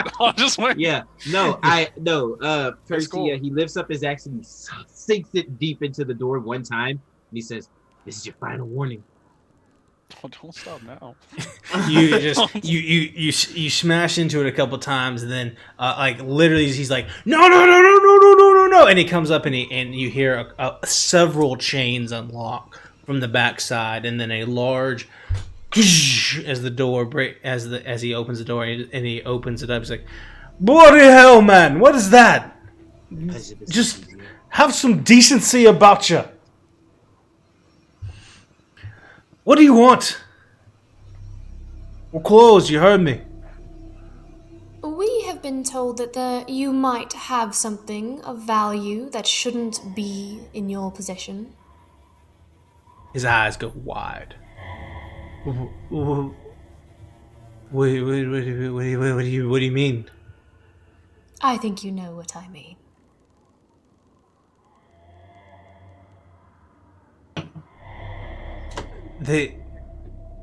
No. Don't make her ask you again. What's your name? I'm so sorry. Henrik. Henrik. They made me take them. And who was they? The devil. I see. I didn't, and I just, I didn't, look, it's All right, take your they're time. upstairs, just, don't, just, How many and who? you're talking about the bones, right? Yes, the bones. You said they are upstairs. Yeah, bones are upstairs. Oh, okay, sorry. I got confused. We can just have them. Just gonna let us skip on out. Look, I'm just gonna go. Henrik, why don't you take us up there? No, and show us where they are? I don't think I will. I grab it. He looks. Oh, okay. Just. Henrik, you've been very cooperative, and we do appreciate that. Might you help us out just a little bit longer, as you did take something that wasn't yours? Okay, they brought it to me. Wait, are they upstairs? Who? Yeah. The devils? No. Oh no. Then why are you so scared? I just think I should leave.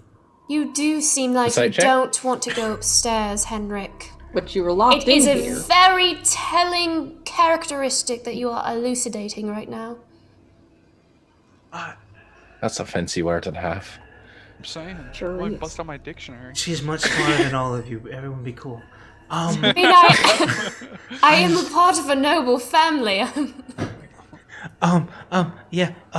Yeah. So, yeah, the bones are upstairs, and I assume that's what you want, and so you can go get them.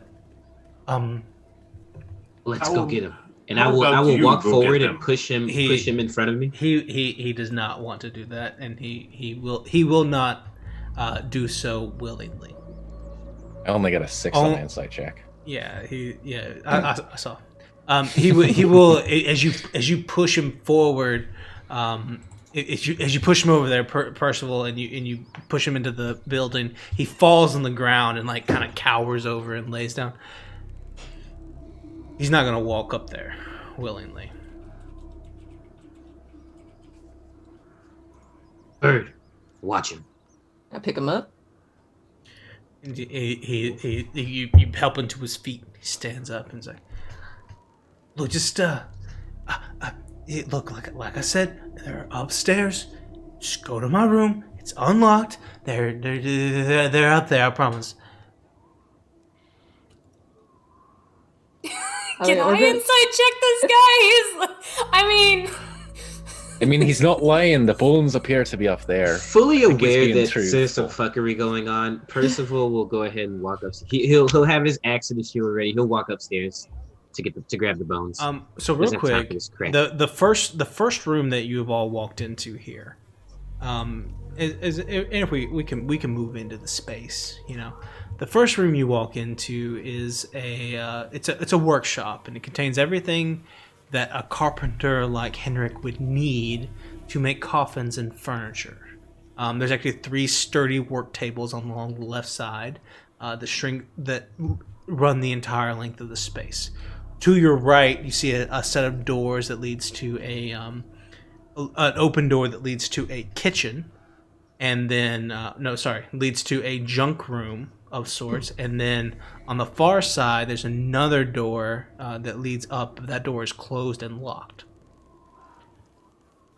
Okay.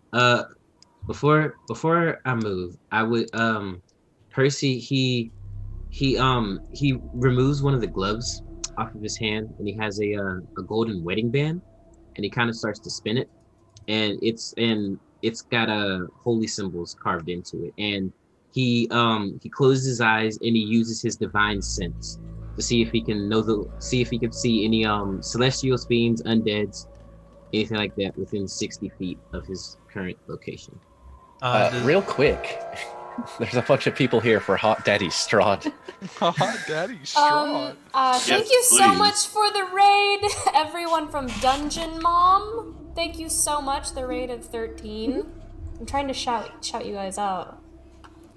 Oh, there Just you go. shout at them. He's on his. They're shouting at us. I will let you know. Yeah, they all are. There's some hot daddiness coming this way. That's for sure. Excuse me? About 12 episodes early. We just got here. Yeah. Yeah. This is episode 1, hour 2. If Strahd is here, this is gonna be a really short campaign, guys. See this whole new that would be overlay. bad. Did a whole new overlay and everything. Henrik is going to do his. I understand that you are grappling him, Coyote. Henrik is going to. Oh no! I hate it when it does that. He's going to try to break your grapple and run. Oh, what? Go ahead and give me an athletics check. How close is he to me? Because I get an opportunity attack. Well, I mean, yeah, you bunch could. of- He's going to try to break your grapple first. Okay. Also with disadvantage. Not hurt. Not Coyote. Yeah, not her. Oh. No. I'm gonna get him. She's about to lay that man out. He's about to hog tie him up.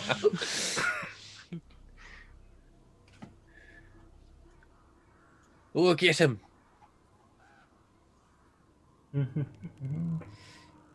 I didn't roll. Somebody rolled the dice for me. I did. Okay. Oh. I don't know why it does that sometimes. Like it's like a. What is that? What'd you roll, Raina? Oh, okay. Oh, it's not an active encounter. Bitch. Okay. You're doing great. Weird. I cannot roll. What? Uh-oh. Do you want me to roll for you? Yes, please. I got you. Like my buttons are not Oh, buttons. God. Why would you let him Roll do for me. that? Are you sure you want him to roll for you? Why would you let him roll Kill him. for you? A 2. It works. He escapes. Hold Body block him. on. I'm having some difficulties myself over here. For just a second. No. The real curse returns. Yes, right. No. So Not again! breaking out. Henrik gets away from Coyote and starts running out the door. He technically would get an opportunity attack from this if you wanted to take it, Coyote. Hell yeah. All right, go for it. I'm just gonna have to roll in D&D Beyond. Yeah. I'll roll for you. Yeah, okay. You rolled a natural 18. Hell yeah. That's actually what I rolled in D&D Beyond. Hey. Nice. Amazing. So it's meant to be. I was meant to hit this dude with a stick. Yep. Go ahead and roll damage for that. What's your? You just hit him with a. What'd you hit him with? Just like blam. I'm gonna hit him with my staff of adornment. Okay. Is that a D6 or what is that? Yes, 1d6 plus 3. All right. With a 4, Henrik goes unconscious because he's just a dude. No. You smack him over the back of the head. Henrik falls unconscious on the ground, completely I just wanted to wiped out. stop him. Oh, he's stopped. He's definitely not moving. Frederick was about to like move to intercept, and he kind of just froze midway. He was like, "Oh, well, you got him." Definitely got him. I think he's gonna be mad. He falls unconscious on the ground completely. If you wanted to kill him, he'd be dead. Do you want him dead? No. Okay. Oh my god. Not So yet. he's just unconscious then.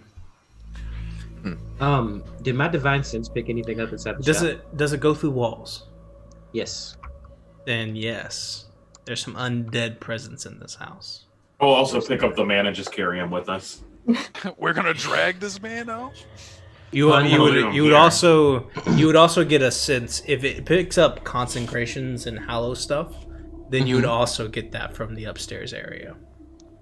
But yeah, you're picking up all kinds of bad vibes here. Okay. Yeah, it doesn't say how specific, so I don't think I know the number of creatures or anything. I don't think you know that. The way I understand it is that you know if they're here. Yeah. It says know the location, so it's all coming from upstairs. Mm-hmm. Okay. So upon knowing this, he'll hold up a hand. Shh. Eh? There's definitely demons upstairs, Demons. There's demons. or some sort of undead. Those are two very different things, lad. Do you think they heard you knock on the door? Probably. Oh, no way. He was super stealthy about it. True. You Not look in this over heavy the armor. door that has a complete axe chip like knocked out. I walk up to the next door. I put away my thieves' tools, and I step back. Which door? Where are you going through? Next door, yeah. Oh, that through. Yeah, I'm not even gonna bother pit locking it though. I mean, like it's locked. It's locked, yeah.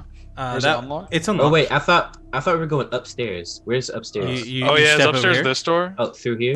I guess. I mean, I you guess- can, but like. Yeah, I mean, it looks like upstairs. Okay, yeah, So this is the same floor. So you enter into this space, arranged haphazardly. About the floor are 13 wooden coffins. Did I notice any presence of undead on this floor? You do not. Are any of them open? No. As Do per any the of them? as none per of the them like to be visual messed as with? per the visual you see. Oh, they're all just neatly. Is this closed? the showroom, the IKEA showroom for all the coffins? Basically. You're getting a sense that maybe that's the case. Yeah. Your Are they- price tags. Do they look different? Like, is there like Yeah, a like- deluxe like- coffin? Yeah, a few of them there's some that are made of oak, some of them are made of pine, some of They're them look like mahogany. they're like Orphans looks real nice. yeah. There's a, Coyote, can you open one so I can set our friend down? Somewhere comfy. You're going to put him in the coffin. Yes. Well, sure. Is there a plush one, like a plushly lined one? Yeah. sure. We'll say one of them is anyone you choose. Look at this. Vel- it's I'll velvet do on the the closest inside. one. Which one down right there? Sure. Yeah. This Right close. here? Oh, this one up here? Yeah. We'll lay him down here. We'll just put him in there. Nice and comfy like. You open it up. It's got this nice red velvet inside. It's very I'll just nice. fix his clothes too, like tucking him in. Yeah, we'll just like put his hands. You lay him down fresh into Yeah. the coffin. Are there any Say a like? few words. like All right. well, he's not dead. All right. Not so yet. I know there's undead upstairs, right? You believe it to be true. You sense there's an I sense there's undead upstairs. All right. Sense well- something not great. I prepare for a fight just based on the context clues of how old boy was acting, and Let's I'm going to stick. cast protection from evil and good on myself. Okay. You do Ooh, so. are we gearing up for a fight? Ooh, Henrik you know Henrik what? fails his last death save and dies in the coffin. Oh. Nah, he's fine. Oh my god! Oh, no. I was about to say. He's And I fine. close it. we'll never know because we just closed it. So. He's fine. It was non-lethal damage. He's sleeping forever. I was wondering how I was going to explain that to the other monks. No, we don't. I will just kind of like sidestep and go back here and just kind of like go into this room over here away from everyone and shut the door. What? And I will invoke my Crimson Right. Very wise. You step into this Wouldn't like table. this You step into this room, and there's a table with 4 chairs in the corner of this room. There's a lantern hanging from a chain directly above it. It kind of sways a little bit as you step into the chamber and gives this room like a kind of yellow light. There are 2 well-made cabinets on the left side of the room as well. Before I do so, is there anything in them like worth grabbing? No. No. Okay. So she will take out a dried old rose with all the petals off of it, though. Mm-hmm. And with the thorns, she'll just kind of like, with her hands against the thorns, and she'll just kind of like out, and the blood droplets will just kind of hover out in front of her and enter her eyes, and she will invoke her Crimson Right. Creepy. I love it. And then I'll just kind of like, casually make my way back Oh, didn't even notice. to the group.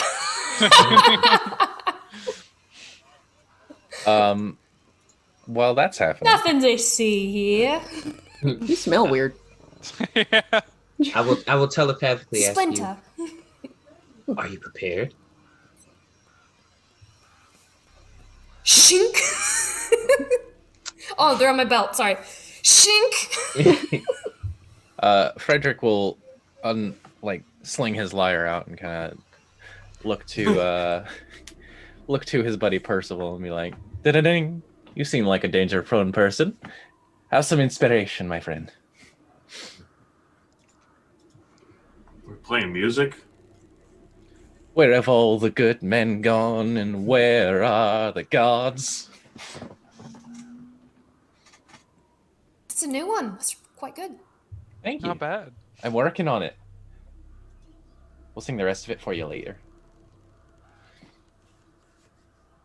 Orthok will pull out a pan flute and play along with him.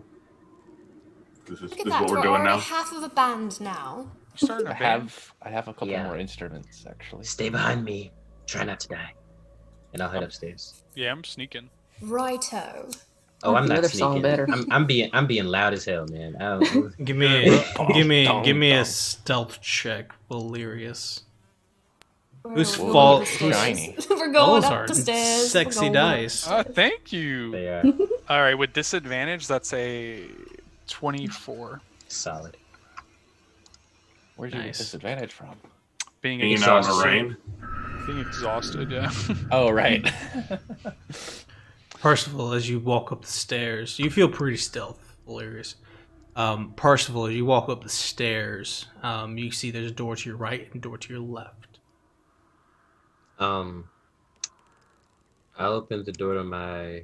I'll go the door, the little kitchen area first over here. Okay. As you step into the space, it's noticeably Kitchenette. it is noticeably darker.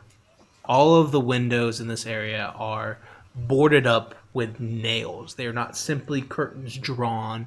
They are wooden planks nailed over the top of these doors with some sort of velvet lining. You gather that what was used to line the coffins has been used to completely block off the sunlight in this space. Do you have dark vision? I don't think so. Nah, no dark. Where would I? I don't think I do. You might not. It's features and traits in D&D Beyond. Feet. Okay. Mm. It is- Yeah. it No. is- No dark vision. It is. Yeah, you step in. This room is it's a kitchen. There's a square table surrounded by chairs, with shelves of relative provisions of sorts. So it's darker, but I can see where the windows have been. Yes, you can All like right. there's like a faint red light that comes in from the outside where the sunlight's trying to get in, but it completely is disbanded throughout the space. You feel like this is. You feel like it's. It would be considered darker than dim light, but not darkness. Okay. Yeah, I'm gonna go fix that. Make my way to the window, take my axe and just and let the sunlight in.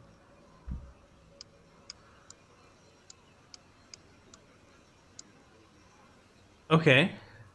What are the rest of you doing while this happens? Good lord, it sounds like he's already started to fight. Valerius, where do you go? Told them to stay close. I guess I'd go in this room. Yeah. You guys all go past that. Sneaking in. Where is it? Let's get where we're going when Percival starts making noise and tries to bring the sunlight in. Oh no. Yeah, I think I'm chilling right here. Okay. Oh, there's someone else there, So right? as the four of you enter that other room, you got Friedrich standing in the doorway and Percival on the outside. The four of you who have entered this chamber find a similar space where all the sunlight has been blocked out of this room. It's a modest bed chamber. It holds a cot, several well-made pieces of furniture, including a table, a chair, and a bookshelf. And notably, a wardrobe. Coyote sniffs the Ooh. wardrobe. Okay, can we like search the room? Coyote, give me a perception check, and then Valerius, investigation. What are you looking for, Valerius? Did we The lose you? bones, My preferably. I Zoom guess. crashed. The I bones saw that. and Nat evil 20! stuff. Ooh. Nat Nice. 20. I'm Coyote now. I'm so honored. Oh man, I feel like a Oh, dude. pompous Scot. Oh, you're about to say pompous shit. I was like, hang on. Excuse me, sir. Oh, there we go. In my Barovia stream. Natural 20 for you, Coyote. Coyote. As you enter into this space, you start checking out the wardrobe and getting a sense of what's in there. Inside, you find two sacks. One clearly holds the bones of some sort of dead body, the bones of Saint Andro. Coyote starts wagging. Does it like flap into the wall like a golden retriever? So like we all. Yes. Yeah. She's part pointer. She's like, Got it. Got it. Got it. The other contains a pouch of 300 gold pieces Ooh. and 120 silver pieces. Don't need this. Just throws the other one. Hey, well, Hit I got the Valerius bones, with it. guys. As you start searching the room, Valerius, what'd you roll? 11. 11. As you start searching the room, you don't find anything necessarily very important, other than near the bed, against one of the back chambers, you see a wooden stake. Like against he's got this bed post here. There's a single wooden stake directly by the bed. Interesting. I'll take it. You said 300 gold and 120 silver, I think you said. Mm-hmm. cool. 312 gold for all of you out there doing math. Quick math. Quick math. Dope. Percival, yo. as you continue your rampage, you destroy everything that was Hey, Hendrix. how long does it take to bust open the window? Just give me an athletics 5 check. minutes. Just give me an athletics check. I bet. Athletics. What did that window do to you, son? 11. 11. That would have been a nat 20 without the disadvantage. Was it boarded up? Yeah, Yeah. all of them boarded All up. of them are boarded. It's like Okay. dark in here. Did anyone else hear that? I heard that. I hear it. didn't. I'm concerned. I didn't hear it either. The music's not playing for me, I guess. Some old hag said, "Blood. I I want want your blood." blood. Yeah. What? And I know. No thanks. Percival, as you smash into the window for the first time, Mhm. you can sense that undead presence walking into the space behind you. You hit the door one time, and as you do, small light bursts into the space, and you hear a singe as it hits the leg of some sort of creature. And then the creature, you turn around to see this undead woman.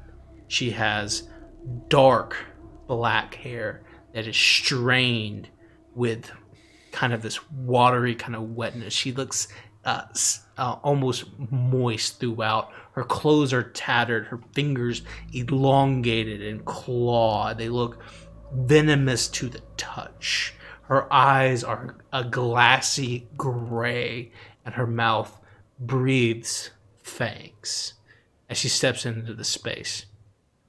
And as she does, and you turn, and the light opens, and that single ray of light comes across this domain of hers that is you so rudely interrupted. We're gonna roll initiative. I'm all sorts of rude.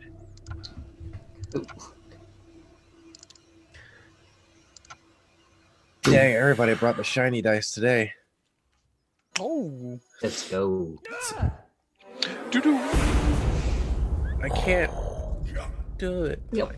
Welcome to the party. Oh, that's not what I want. Oh my god, 2 2s, 2 8s. Not what I want. Let's see. That's a full house right there. Nice. Just about. Let's get. Let me find the right. Music for this, and That we shiny will get it. We will math get in this. So many. I need to Extra make mine shiny shinier, math. apparently. You guys are woo, Yeah. Stunting on him. The dice. stunning on me, dude. You got that drip. Do you need for initiative?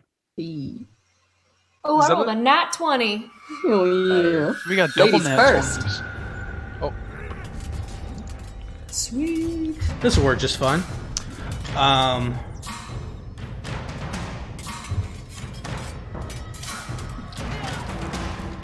Alrighty. So, as this vampire spawn makes its way into the room and begins launching itself towards Percival and the other and the rest of you in this space, we're gonna take this initiative 25 to 20. Natural 20. Well, 21 if you include my 21 total. initiative bonus. Yeah. Okay. So the vampire spawn beats you. Oh, okay. I know, what's her face rolled a nat 22. Who else did. will? Natalia. I did. What's your total? 23. Well, you'll actually go first. All right. So, 15 to 20. Nah, fam.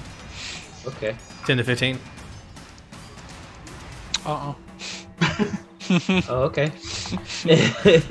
There's I six guess of it's you. just There's six me of and you. Natalia. Keep going, bro. Keep going. Wait, is it 15 to 10 just now? Yeah, 15 to Yeah, 10. I got 12, sorry. Okay. Keep on going. 5 to 10. 9. Keep on going. No, it's 5.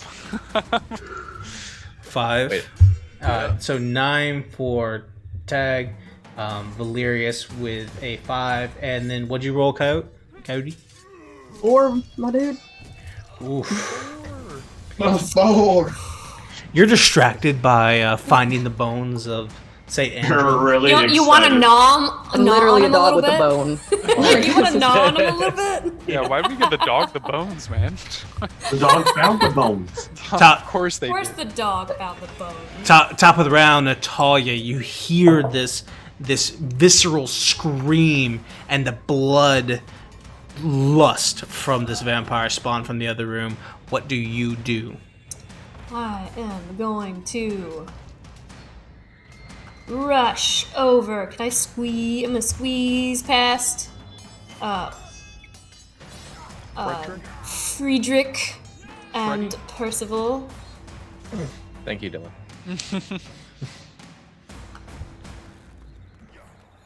and I'm going to pull out both of my shashkas, and I'm going to say, "Are you hungry, darling? Well, so am I." Oh. And I am going to make a couple attacks with my shashkas. And they're kind of like, they're glowing a little bit red at the tips of them. I love it. Go ahead and roll to hit twice with this. Alrighty then. First attack is a 17. And 17 hits. my bonus action attack is a 7. The second attack will unfortunately miss. I figured that. But the first attack hits, no problem. So that, that's max, so 11, and then plus my d4. The right damage. My right damage. So 13 total. And that's magical. Because I have flaming right damage. I guess they would be on fire. They'd be red flames from the depths of Mary Poppins hell, which is apparently I'm Mary Poppins in chat.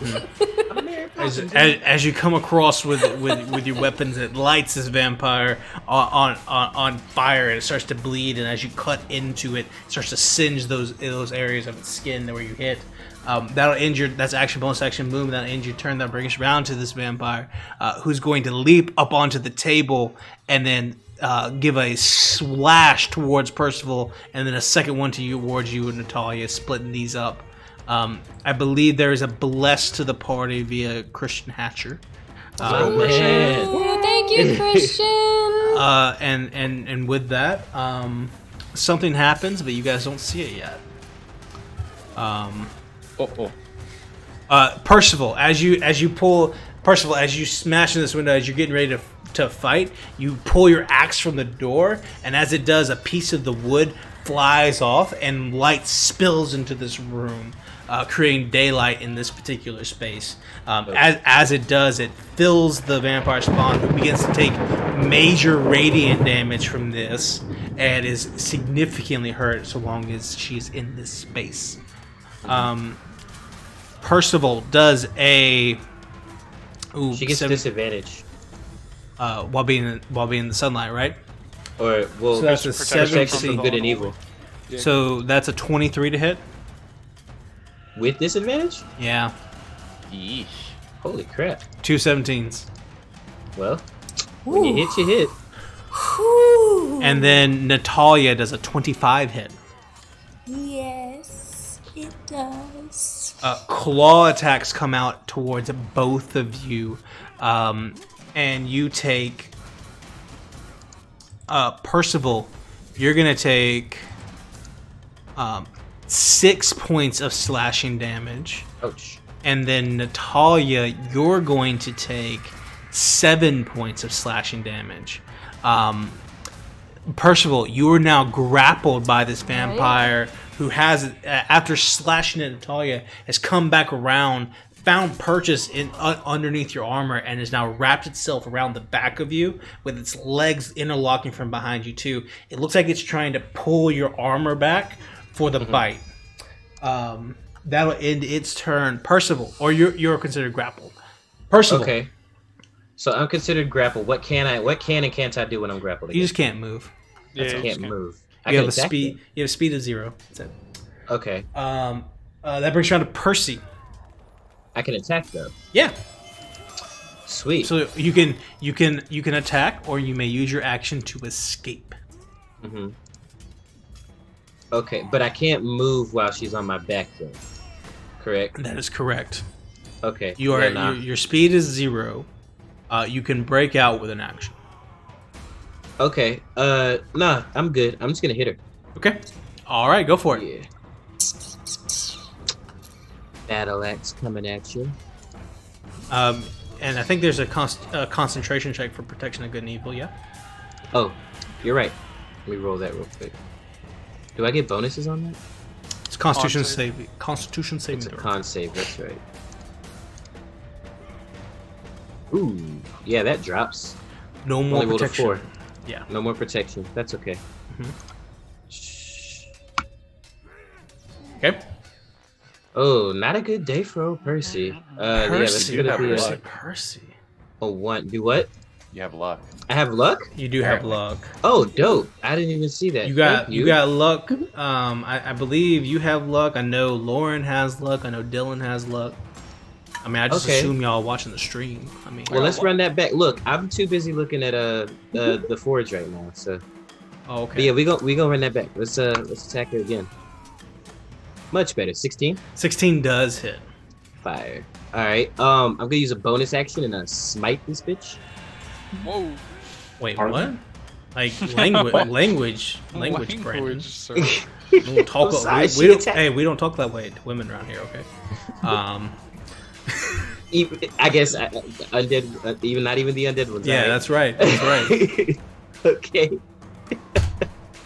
Yeah. Smites. And yeah, smites. And since she's undead, it does an extra d8, so that'll be a total of where is it? 3d8 on top of the regular damage. So regular damage, she takes 6 plus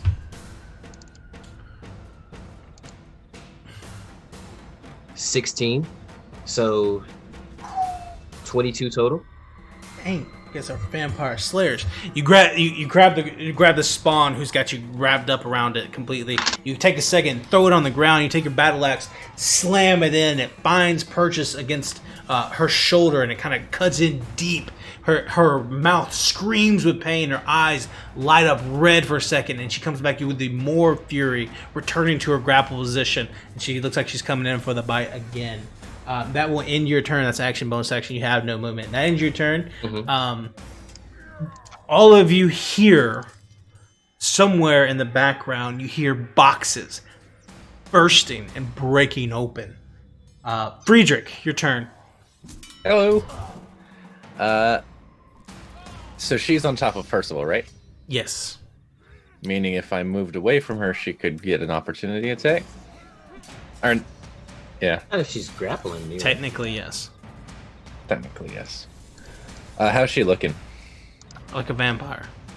Like, like a hurt vampire? I mean, like, as bad as vampires look. She doesn't look happy. Well, She's definitely bloodied. okay. We're level 2, guys. Yeah, I'm worried, but it's That's fine. fine. Look, there's like 6 of us. Just hit her. She shouldn't survive the next turn. I don't think. I feel I was fine until I heard there are shuffling in the boxes that you hear outside somewhere. I'm like, I am There's concerned. only 5 more, dude. Yeah, exactly. We're fine. We're fine. So Let's focus on this one. that's a ranged attack. I'll just do this. As he draws a longsword from his side and attempts to slash into her, while also not decapitating Percival. I appreciate that. You're welcome. That's pretty good. Why do I have a -1 on that? 17, I guess. 17 does hit. Cool. -1 on your attack. I don't know what that is. Okay, cool. What? Why is it a minus? Is it a strength-based weapon? Is that why? It should be adding your dex. So It's 'cause definitely it's not. it's versatile. Okay. Those hit do it like normal on D&D Beyond. So that would be a natural 7 on the damage plus your dex modifier. That would be total of 9 slashing damage then. 9 slashing damage as you hit with this regular long sword. Doesn't do quite as much damage as you think it should. Bastard. All right. Castle Fort steal my ass. Am I right? I know, right? They didn't tell me I was gonna have to kill things here. As a bonus action, he's going to flip back to the lyre real fast and strum a little thing. Oh, great hunter, using your really cool swords, have some inspiration. Beautiful. You get inspiration. That was even more beautiful than the other song. You're welcome. I love bards that sing. That ends your turn, Friedrich. Torthak. Let's bring us around to you. Wait, who got the inspiration? You did. Oh, I got it. Okay. Is that a D6 or D6? D6 for now. With that, here's some stuff going down in here. Is Frederick just all the way over here? If I At the move, I door? might get hurt. Oh. I'm scared of that. Oh, pardon me real quick. I come in here and investigate. So Percival's just on the ground. As we start Cramped in moving to here. this space, it's getting a little bit. It is a little cramped. It's getting a little bit cramped. We're gonna say that the spaces are considered difficult terrain moving forward. So you can still move into the space, just takes twice as much. Cool. So do I see this thing down on the ground? I'm not on the ground so much as she's just like on top Holding of you? me, Like Yeah. spider monkey above. riding me like a wild raging bull. Yeah. Well, you'll see toward Good that. Friday night. He'll bulk up a little bit as he shifts. His ears will grow longer. Fur will grow out of his entire body. He'll be more reminiscent of Coyote, just not as fluffy. All right. Definitely not as cuddly looking. more mangy? More mangy. And Fluffy he will friend. just come in and he will go to save one of his new friends. You can see this creature reacts as you start to transform into your werewolf form. The vampire reacts to you, and her eyes turn red as she screams, and the fangs pop up. She looks more beast than ever now as she looks at you with fear as well. Go ahead and roll it. All right. I will. Can I stack Reckless and Great Weapon Master? Obviously. All right, let's Yeah. do it. What do you think Reckless is for? Everything. Let's get hit. It's like, what do so- you think Reckless is for? I don't know. 11 plus something, or 13 plus something. 13 plus 5. Yeah, well, plus 10. 18. Oh, did you not Great Weapon Master? Did you Plus, great? so minus Minus 5? would be 13.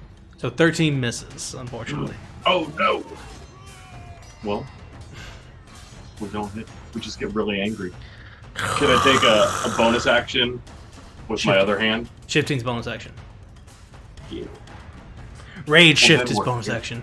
But you're there. You get the sense that Which is very angry. unless you move, it's going to be difficult, if not impossible, for the remainder of your people to get into the space. So you may move if you wish. Or use whatever movement you have to scoot around. Shift over a little bit. What a great DM. As you move, it's going to attack you. Get at me. What a Get at great me. DM. What a great DM. Does a 10 hit? No. Misses. Is that with advantage? It's no, it's a Yeah. straight roll because she has disadvantage. Oh, okay, alright. Because currently, with Percival breaking in the sunlight in this room, it has disadvantage on all its rolls. I tried, dude. I tried. He's like, come on, hit something.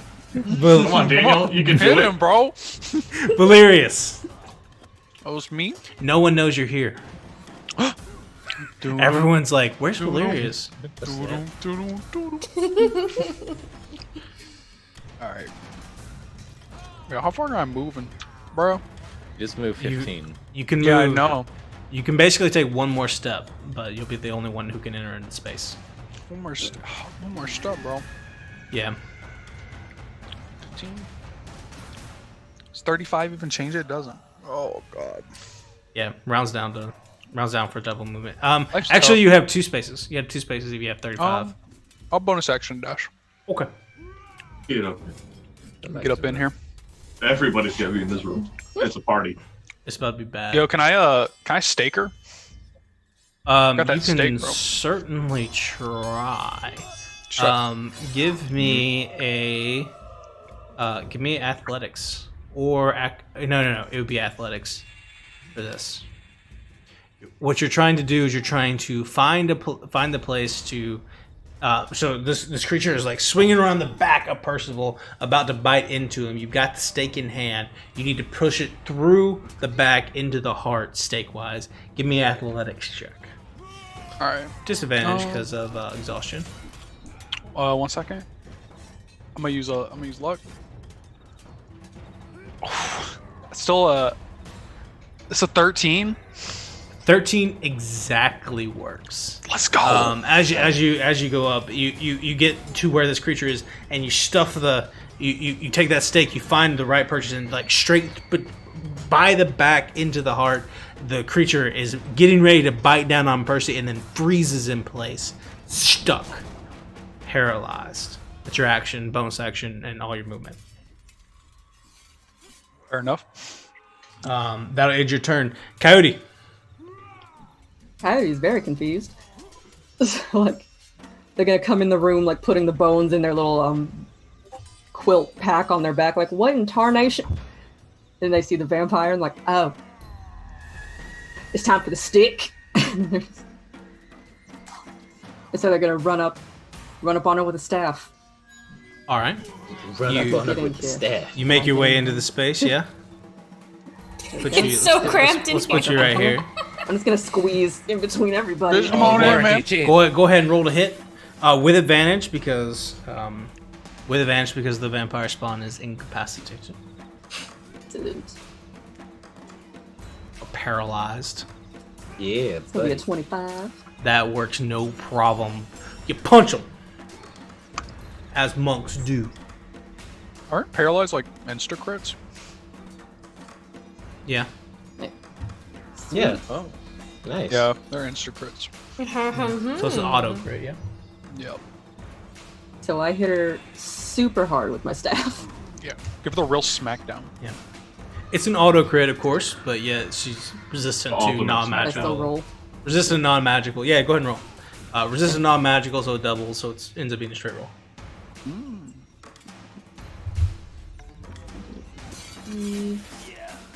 Are attacks considered magical, Daniel? Not yet. 8. That's way later. It's like 8 total damage. Is this as you just bam, and it hits the stake and it drives it further in. All kinds of crazy damage to this thing. It's not looking its mythical best anymore. That's action movement. Do you have bonus action? Bonus action. You can hit it again if you need to. Yep. So when I Roll. pull our master, I'm gonna flip my staff, hit her again. Go ahead and roll. That hits no problem. Excellent. That's another 8. Nice. Not looking great. Looking like it's gonna have a rough tough time. Top of the round, Natalia. All right. I just want to like shimmy over and like this, like not leaving, but I want to shimmy away from the door frame. I wonder why. Why's up? Well, There, if clearly. you hover over my portrait, it says injured, and we're level 2, and there are sounds in the other vicinity. So Time to go investigate, yeah? no, not me. So it's in between us and the sounds? The stairs. The stairs. They could go outside instead. Great. I don't know. We could go outside. So I am going to attempt the same thing before taking my shashkas and just like going to town on this vampire. All right, go ahead and roll to hit. You'll probably both of these with advantage. Oh yeah, that's right. So first one, Is that? Oh, 14 is the first one. 14 just misses. Like exactly misses. It's a Unfortunately. sad day. The second one, 19. 19 hits, no problem. Sweet. Let me. And since your damage is magical, Crimson Right, Blood Hunter, double everything on this because it's auto crit. Or all the auto dice. crit. All the dice anyway. So that would be 16 doubled. So that'd Well, it's be, 8, but it's 16. it'd be 10 plus 16. 3, which is 13. Right? Oh yeah. Oh, I see what you're saying. Okay, yeah. Either way, it's more than enough to take out this particular vampire. And with the stake through its heart in its hometown, it actually destroys this vampire as it dissipates into mist and turning into nothing, not even returning to its coffin. What does this look like, Natalia? Oh.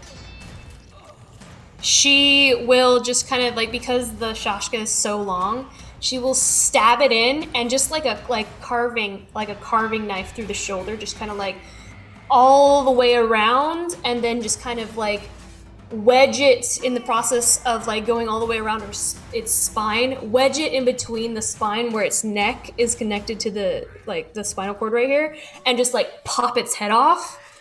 Like it. And as it, I guess, bursts into ash, perhaps, her locket will glow a little bit bright. You feel it burn slightly. It almost singes a little bit, and there's a faint wisp of that burnt hair smell. Yeah, there is. Oh. I would say, Percival, you're directly adjacent to the vampire. I'll say you notice that. There's a faint hint of the burnt hair. It's hard to tell if it's the vampire, but there's something odd that just happened, and I will say that you're close enough that you would notice it. That'll end your turn, Natalia. That'll bring us around to Percy. Percy, you're no longer grappled. You're free to go, and the stake that got put there by our dear Valerius falls to the ground, clanking against the wood on the floor. What do you do? Okay. First I look at Natalia and say, "Thanks for that," and I will take her hand, and I will do lay on hands and give her a bit of healing. Okay. Thank you, my friend. Action, lay on hands. Yes. How bad off are you? Because I can only. I'm a little under halfway. I'll give you 10. That will fill me all the way back. There we go. I forgot how it feels to be a low level. Oh my god. I know, right? There is skittering and noise, and the door right in front of you that leads down the stairs to escape slams shut as your turn ends, Percival. Can I move? Sure. Okay. Do you want to? Yeah, the door slammed shut. No, I didn't shut. It hadn't slam shut yet. It's open. I'm gonna run through Yeah, it. you can go through it. No, I'm not that stupid. I mean, But I am gonna you don't kind of know. like. I am gonna like stand like here, like in between my friends and whatever evils lurk below. Percival, you and Natalia see as all of this happens, you see 1, 2 more of these creatures on the other side and made their way in. One of them is skittering along the wall, and like its hair is hanging down. As it comes in, it feels the radiant from the sun, and it's the one that slams the door in your face. Give me a perception check.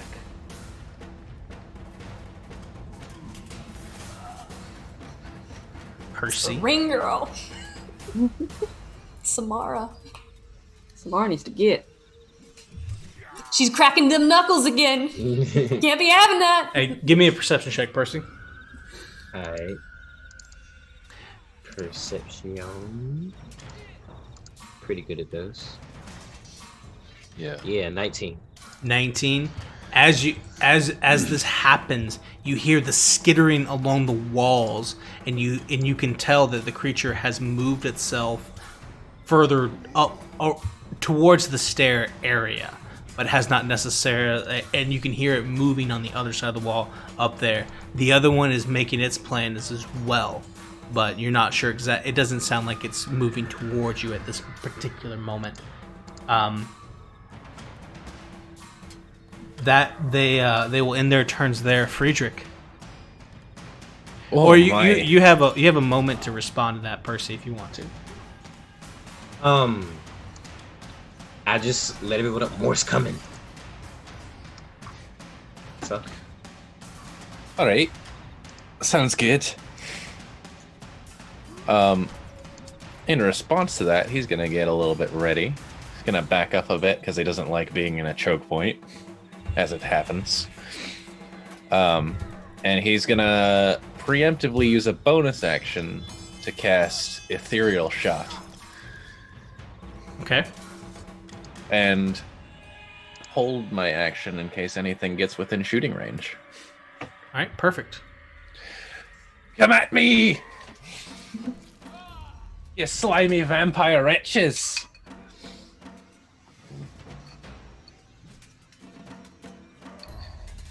You do so. That'll end your turn. You're holding it. Tag. So part of this window is letting light in. Yes. Well, I'm gonna go open that window the rest of the way. Give me an athletics check. Idea.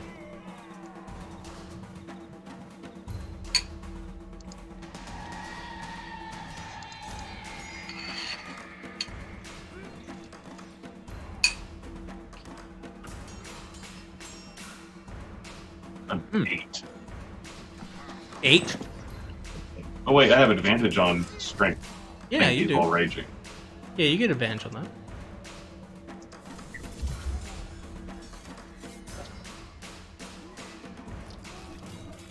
$16. 16. You get over there and you manage to pull the remainder pieces of that wood off of it, and now light is now flooding into this. Well, as much light as can be put into the into a room in Barovia, but it's there. That is where I'll end our turn. Okay. All right, that ends your turn. Tag Valerius. Can I pick up the steak from you? Yeah, you can get it. Can I hand it to him too? I want to hand it to Percival. Okay, sure. You do so. Cycle. Yeah. So I pick up the steak and I hand it to Percival, and I think you're better suited for drilling stakes through hearts. And is that bonus action? Yeah, sure. I'll just hold action in case anything comes along. Coyote.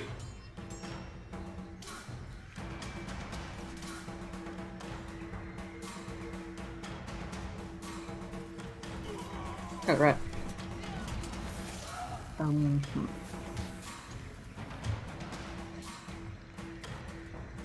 So is this door still closed? Like, can we? Currently, it's closed. Okay, so we're all just getting ready. Mm-hmm. Well, I just got a stick, so I guess I'm good when we're ready to go. That'll end your turn. Bring us around to Natalia.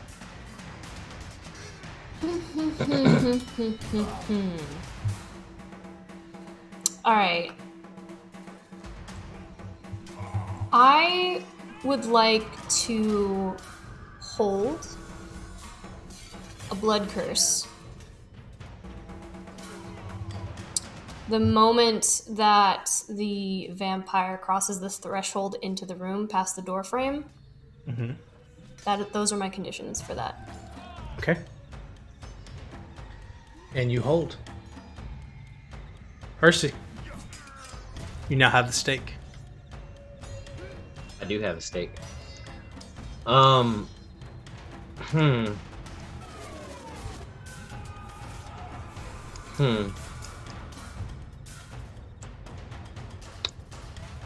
will. Can I open the door back up and stay in the room? Like, kind of like do one of those things? Like, what do you mean? Do that again. Like, well, the door's not locked, it's just closed, right? That's right. Okay, so yeah, can I just kick it open to stay inside the room? As you prepare to do that, as you prepare to do that, there's been several seconds of silence as all of this is happening. Percy, you hear a knock at the door. Just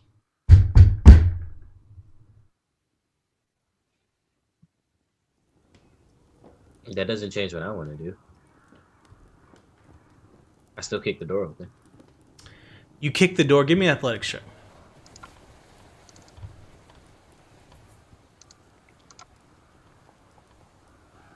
12. Lots of 7s being rolled. 12. As you kick the door, you feel something strong and rigid stop the door from kicking. You smash the door. It hits the hinges, but there seems to be something blocking it. As you have kicked, the door opens. And standing in front of you was not the spawn that you saw before, but there is a unnecessarily attractive woman standing in front of you. She's there with bright blonde hair, almost bleach. Her eyes are green like emeralds. She's wearing a Victorian style dress that drips gold and silver, and it cuts uncomfortably low, revealing her navel all the way down. It is just it is just aggressively attractive. As she opens the door, she says, "Darling, it's so bright in there. I think we've all proven that there's far too much cock measuring happening right now." And she kind of gives you like a look up and down. Won't you, you've come into our home and, I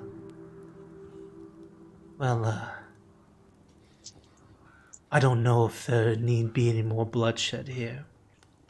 And she just stares daggers at you, and you can see like the light, like as you kind of like turn in your spot, like the sunlight comes over and it hits the barest tip of her high heels where her foot is exposed underneath there. It starts to singe a little bit. She pulls away from the light, and then she smiles at you, and you can see the very, very faintest of teeth.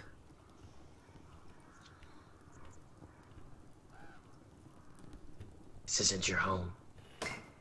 Oh, but it is. We're trespassing here.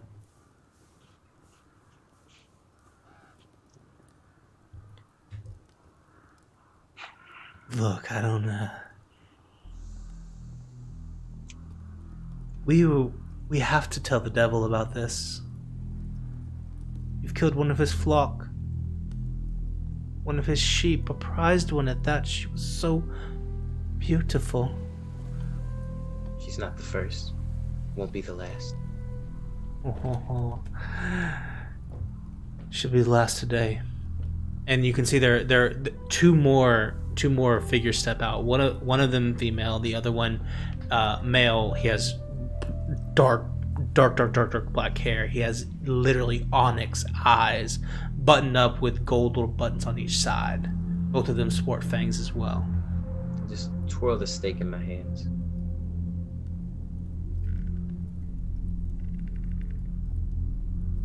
We'll just go. You're cute. You're disgusting. Oh, rude. Kind of like that. Look, I don't think you'd look as good as the rest of us if you were dead too. I don't think you'd have the stomach for this kind of life, or unlife, as it were. Why don't you just go? And, maybe I can be persuaded to wait a day or two before telling the devil. I mean, I could call him now if you want.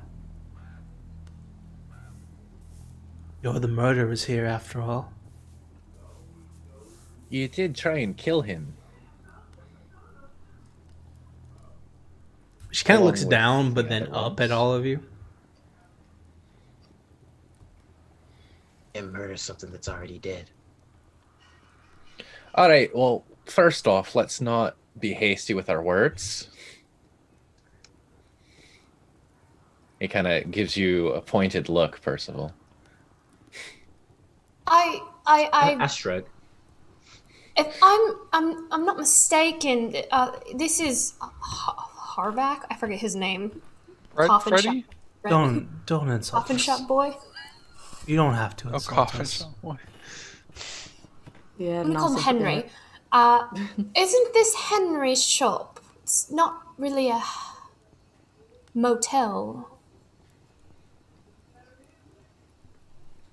Havik does his best. Apparently not good enough, and there's punishment coming his way. I already hit him with a stick. You don't gotta do anything else. Got to and go into are two different things. Fair enough. Now, Not rude, but fair enough. why don't y'all run along? And, you know what? I'm feeling generous. I'll give you 72 hours. Before I tell him what you did here. Before you tell Lord Strahd how you attacked us and we defended ourselves. Yeah.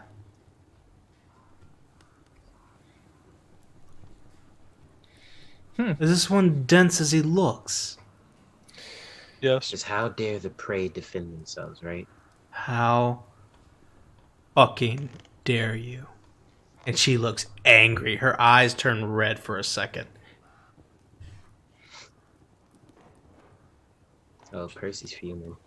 I want to stab her. She'll take one step back. She'll take one step back to her other two friends Mm-hmm. and gesture for you to leave.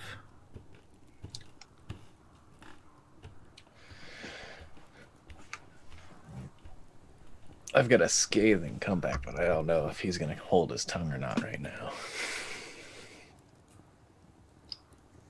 Coyote's gonna lead the way. He's gonna put his Let him staff know. out front. I will follow my fluffy friend. We are avoiding conflict. I just give them all this very long look.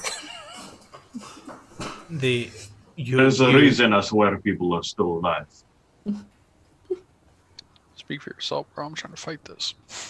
Like Saying. I said. Let's be real. I said what I I'm said. with you, Valerius. Let's do this shit, man. I will look at them and I will say 72 hours is so very generous. Are you waiting because you know he'll be upset with you, not us? Hey, she does have a point. Natalia, you are very wise here.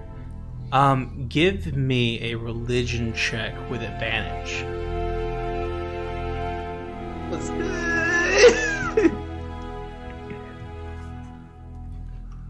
A religion check with advantage. Uh-huh. God, you're so smart. I love you so much. I just needed a moment to think through the situation. That's why I got so quiet. A religion check with advantage. Alright. Good, because I'm not great at religion. 14. You kind of know a thing or two about vampires, given your background.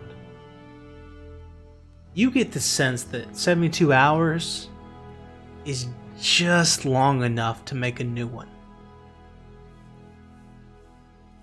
I mean, after all, doesn't it take roughly 72 hours to create a new spawn of your kind? I mean, the devil, as you called it, I'm sure he would be furious by you calling him that, considering you're his servant. But seems like he would be much more furious with you than some rabble like us.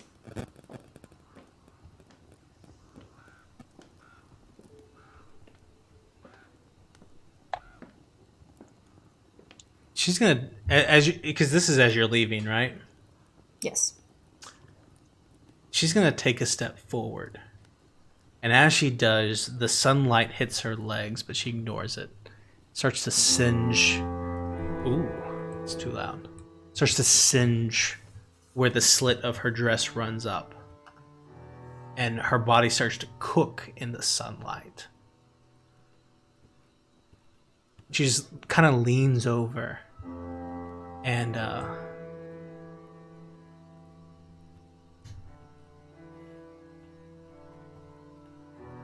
one more word, beautiful, and I will rip your stomach from your belly. She just smiles the smuggest little smile that she possibly can, in the most Mary Poppins way possible, as ASB would have it. But I won't say she won't say anything else. You hear thick Scottish in your mind. That was very well played. She'll wink at you. Shall we then, gents? And out the door we go. Will we go downstairs? Down the stairs. Can we take the body with us? Can we sneak? Can we just grab him and go? Thank you. I was gonna say, if the vampires don't follow us, I want to get the shopkeeper and take him with us. I'm with you on that. They follow you. There was no way to avoid initiative without.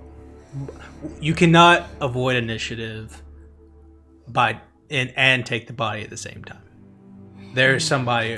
You go into the room where all the coffins are, where you laid Hendrik. Above there is a vampire. Above where the coffin is, stuck to the ceiling, head twisted all the way around, looking down at you. But they don't know he's in there. They do. Is that a joke? We closed the lid. We closed the lid. Yeah, sure. Yeah, they we can't. put a little sign that said Henrik is definitely not in here on it.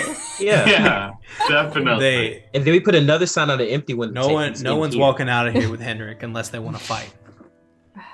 Y'all want to fight again? Kinda do. Don't tempt me. Because I don't tempt me with a good time.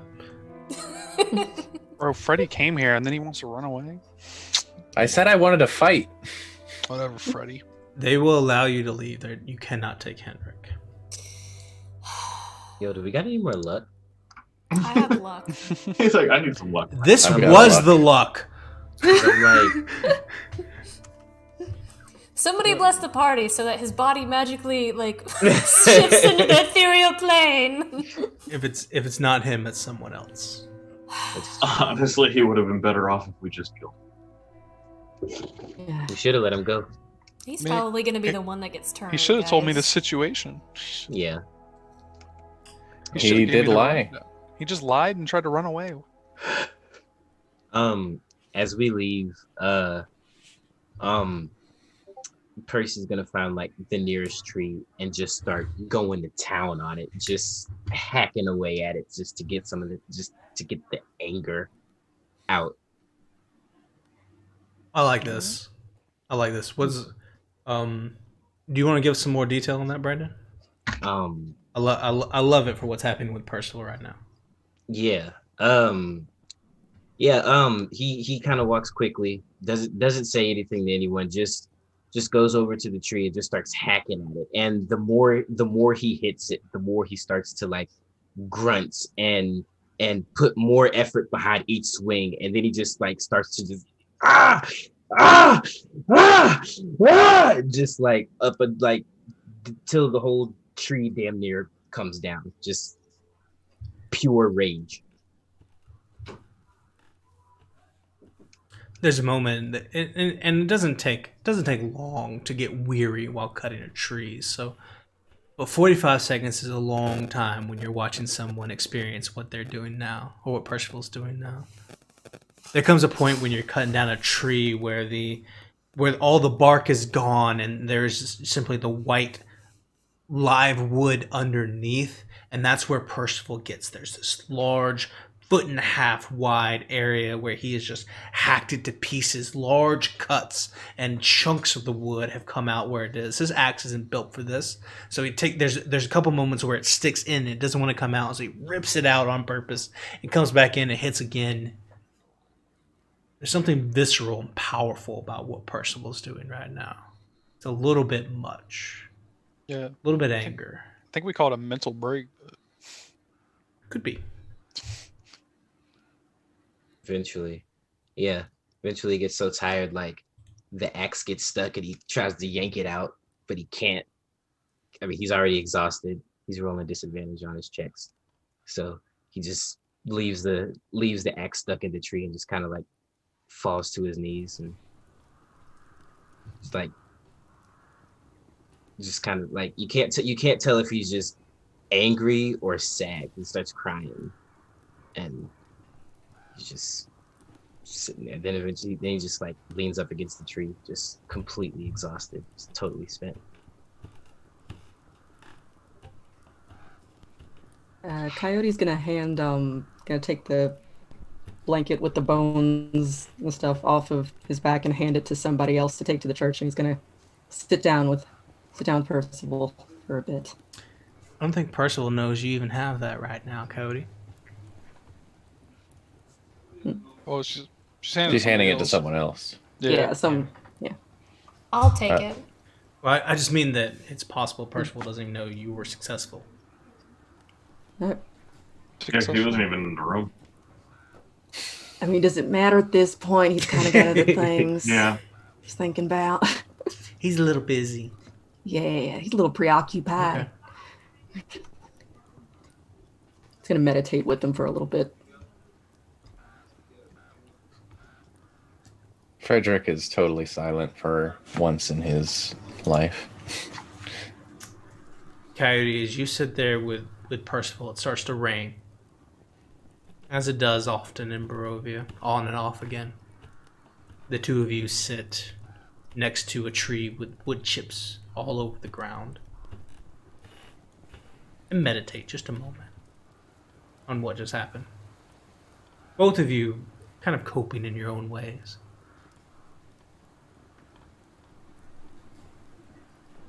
You anything, Percy?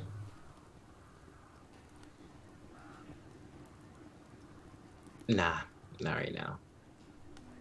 I think Natalia would probably go stand close to Percy, but not knowing him well enough, she wouldn't like place a hand on his shoulder. She would just kind of like her way of letting him know, like, hey, I'm here, but I also respect your space right now.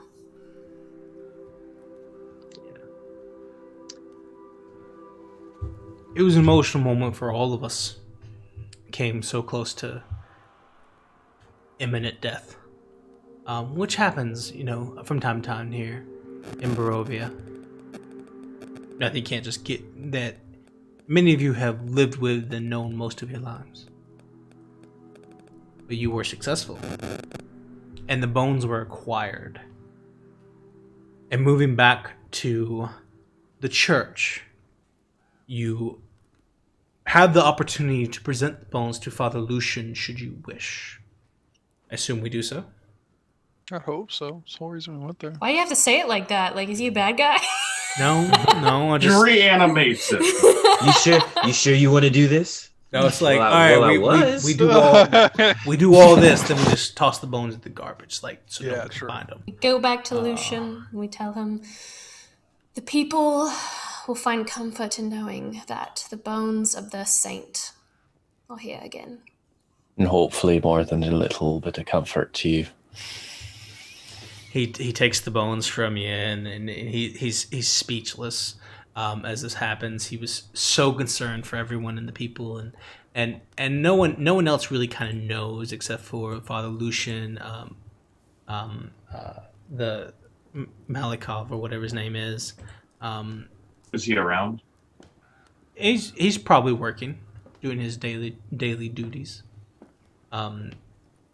But grabbing the bones, he's so thankful and understanding, and it gets a little pious. He starts reciting a prayer to the Morning Lord, for thanking you for everything that you've done. He brings it down into the into the basement of the church and presents it at the altar of the saints down there, Saint Andrew, and places the bones, everything all in touch, all into the stone and pulls it back into place. And then he starts to cast some sort of magic, and you see this yellow divine energy come up and seal the tomb in place. And he puts protective wards on it so this can't happen again. And the bones of St. Andrew reside back in the church. And it's only noon. And that's where we'll pick up next week. And it's only noon. Wait, what's for lunch? There's no way to know. Anyway. There's no food. There's no food. True. Excellent effort, Should've everyone. kept one of those bones. tree bark. I know we got off to a rocky start, technical wise, but I think we rallied and got up pretty well. So fantastic effort, everybody. Excellent effort. Super excited for what's left in the Curse of Strahd. Want to go ahead and end this session. We'll be here next Wednesday at 7:30 Central Standard Time for the second episode of Curse of Strahd. As we get into the village of Barovia, hopefully we'll see what this crazy party does. Might just sit around and shit talk one another. I don't know. I mean, honestly, I think might- there's some like peasant on the side of the road we gotta help. Yeah, just some guy. Bravo. Right, some- that like orphan kid. Well, I Yeah. assume he's an orphan now. I'm gonna have to help him. Yeah, probably. I assume He's he's definitely an orphan now. Very sad things all over the place. Want to go ahead and shout out everyone who has joined us this evening. I know y'all were all excited about Curse of Strahd as well, so we have a plethora of people that we want to reach out to. Shout out to Spice Cake for some bits, Fernbow with a follow, the End Games with a raid of 4, Peggy, I don't know, with a follow, Eric Snyder ASB with the host, Dungeon Nom Nom with a rate of 13 into the game, and then a slew of followers from Fafa, Feifei, Fufu, Kellyman 52. That's what it says. Tall Man Matt Kyle, Baldur Onden's son, Dungeon Nom Nom with the follow, Murdoch 2, Callie 33N, Metaphor Meow, Baby Vinny V. I am schizophrenic. Live, laugh, meth, Gotta clip that part. yeah, I know. This was so crazy. Nobody click that, please. Then Wolf with a sub for 3 months. Thank you all so much for joining us into this game. If you're enjoying this content, you can find, like I said, find us here every Wednesday at 7:30 Central Standard Time. On Fridays we do short rest. That's when we'll next be here on Twitch. We'll be playing some sort of game, probably Lauren. This week, that's where we play some games, take an hour or so, talk about our shows for the week, and generally just relax with the community on I was Friday. considering starting the other Dark Pictures anthology episode, Ooh. The Man of Medan. Man of Medan. So maybe Man of Medan. maybe that A good kind one. of content's coming to this channel. We'll see. But I can play with another person, so I'm hoping to get someone else to play with me. At this time. If you want to know what this cute knitted little piggy is, follow us on Fate's End on Mondays, where Lauren And is the dungeon follow master. Danielle Lenoir on Twitter, or the Fandom Knitter, as she is also known as, on Twitter as well. She is the Absolutely. person who made that. I think she was in chat today. I saw her. I don't know if she's still in chat, but yes, she made that, and we love her. Inspired by we Snot do. from Fate's End. Mondays at 7:30. You can find Lauren, myself, Brandon, Raina, all on that show as we play through a traditional homebrew 5e game. We're currently going to start a dungeon crawl. So if you want to see some nitty gritty stuff and get into that, we'll be there Monday. Tuesdays is Twisted Veil, which is a Through the Breach Malifaux campaign. That's Tuesdays at 7 o'clock Central Standard Time. And you can catch that show. You can see, I don't think anybody from here. But we have a whole bunch of other people over there, so you can go check them out. A whole different thing if you want to see some card flipping instead of dice rolling. So, I think that will end our session for the evening. Lauren, do you have somebody for us to raid? Yes, check? I'm grabbing them right. We always like to raid at the end of the session, so y'all stick around. I'm gonna go ahead and end the stream and get Yes, out of please here. go show the Um, love. Send them the snock hearts, the huzzah mugs, all those things. Let them know Ink and Lyre sent you. Let them know that our technical difficulties are solved, and that You're gonna say they're solid. And not contagious. We are Not gonna contagious. raid. We are gonna raid Roaming Dragon Games. They are currently Okay. in episode 11 of their own Curse of Strahd campaign. Ooh, Absolutely. So that is who we are going to raid this evening. sneak peek All of what Curse of comes Strahd next. all over the place. So hey, y'all have a good evening, and we will see you here next week. Bye bye. Bye.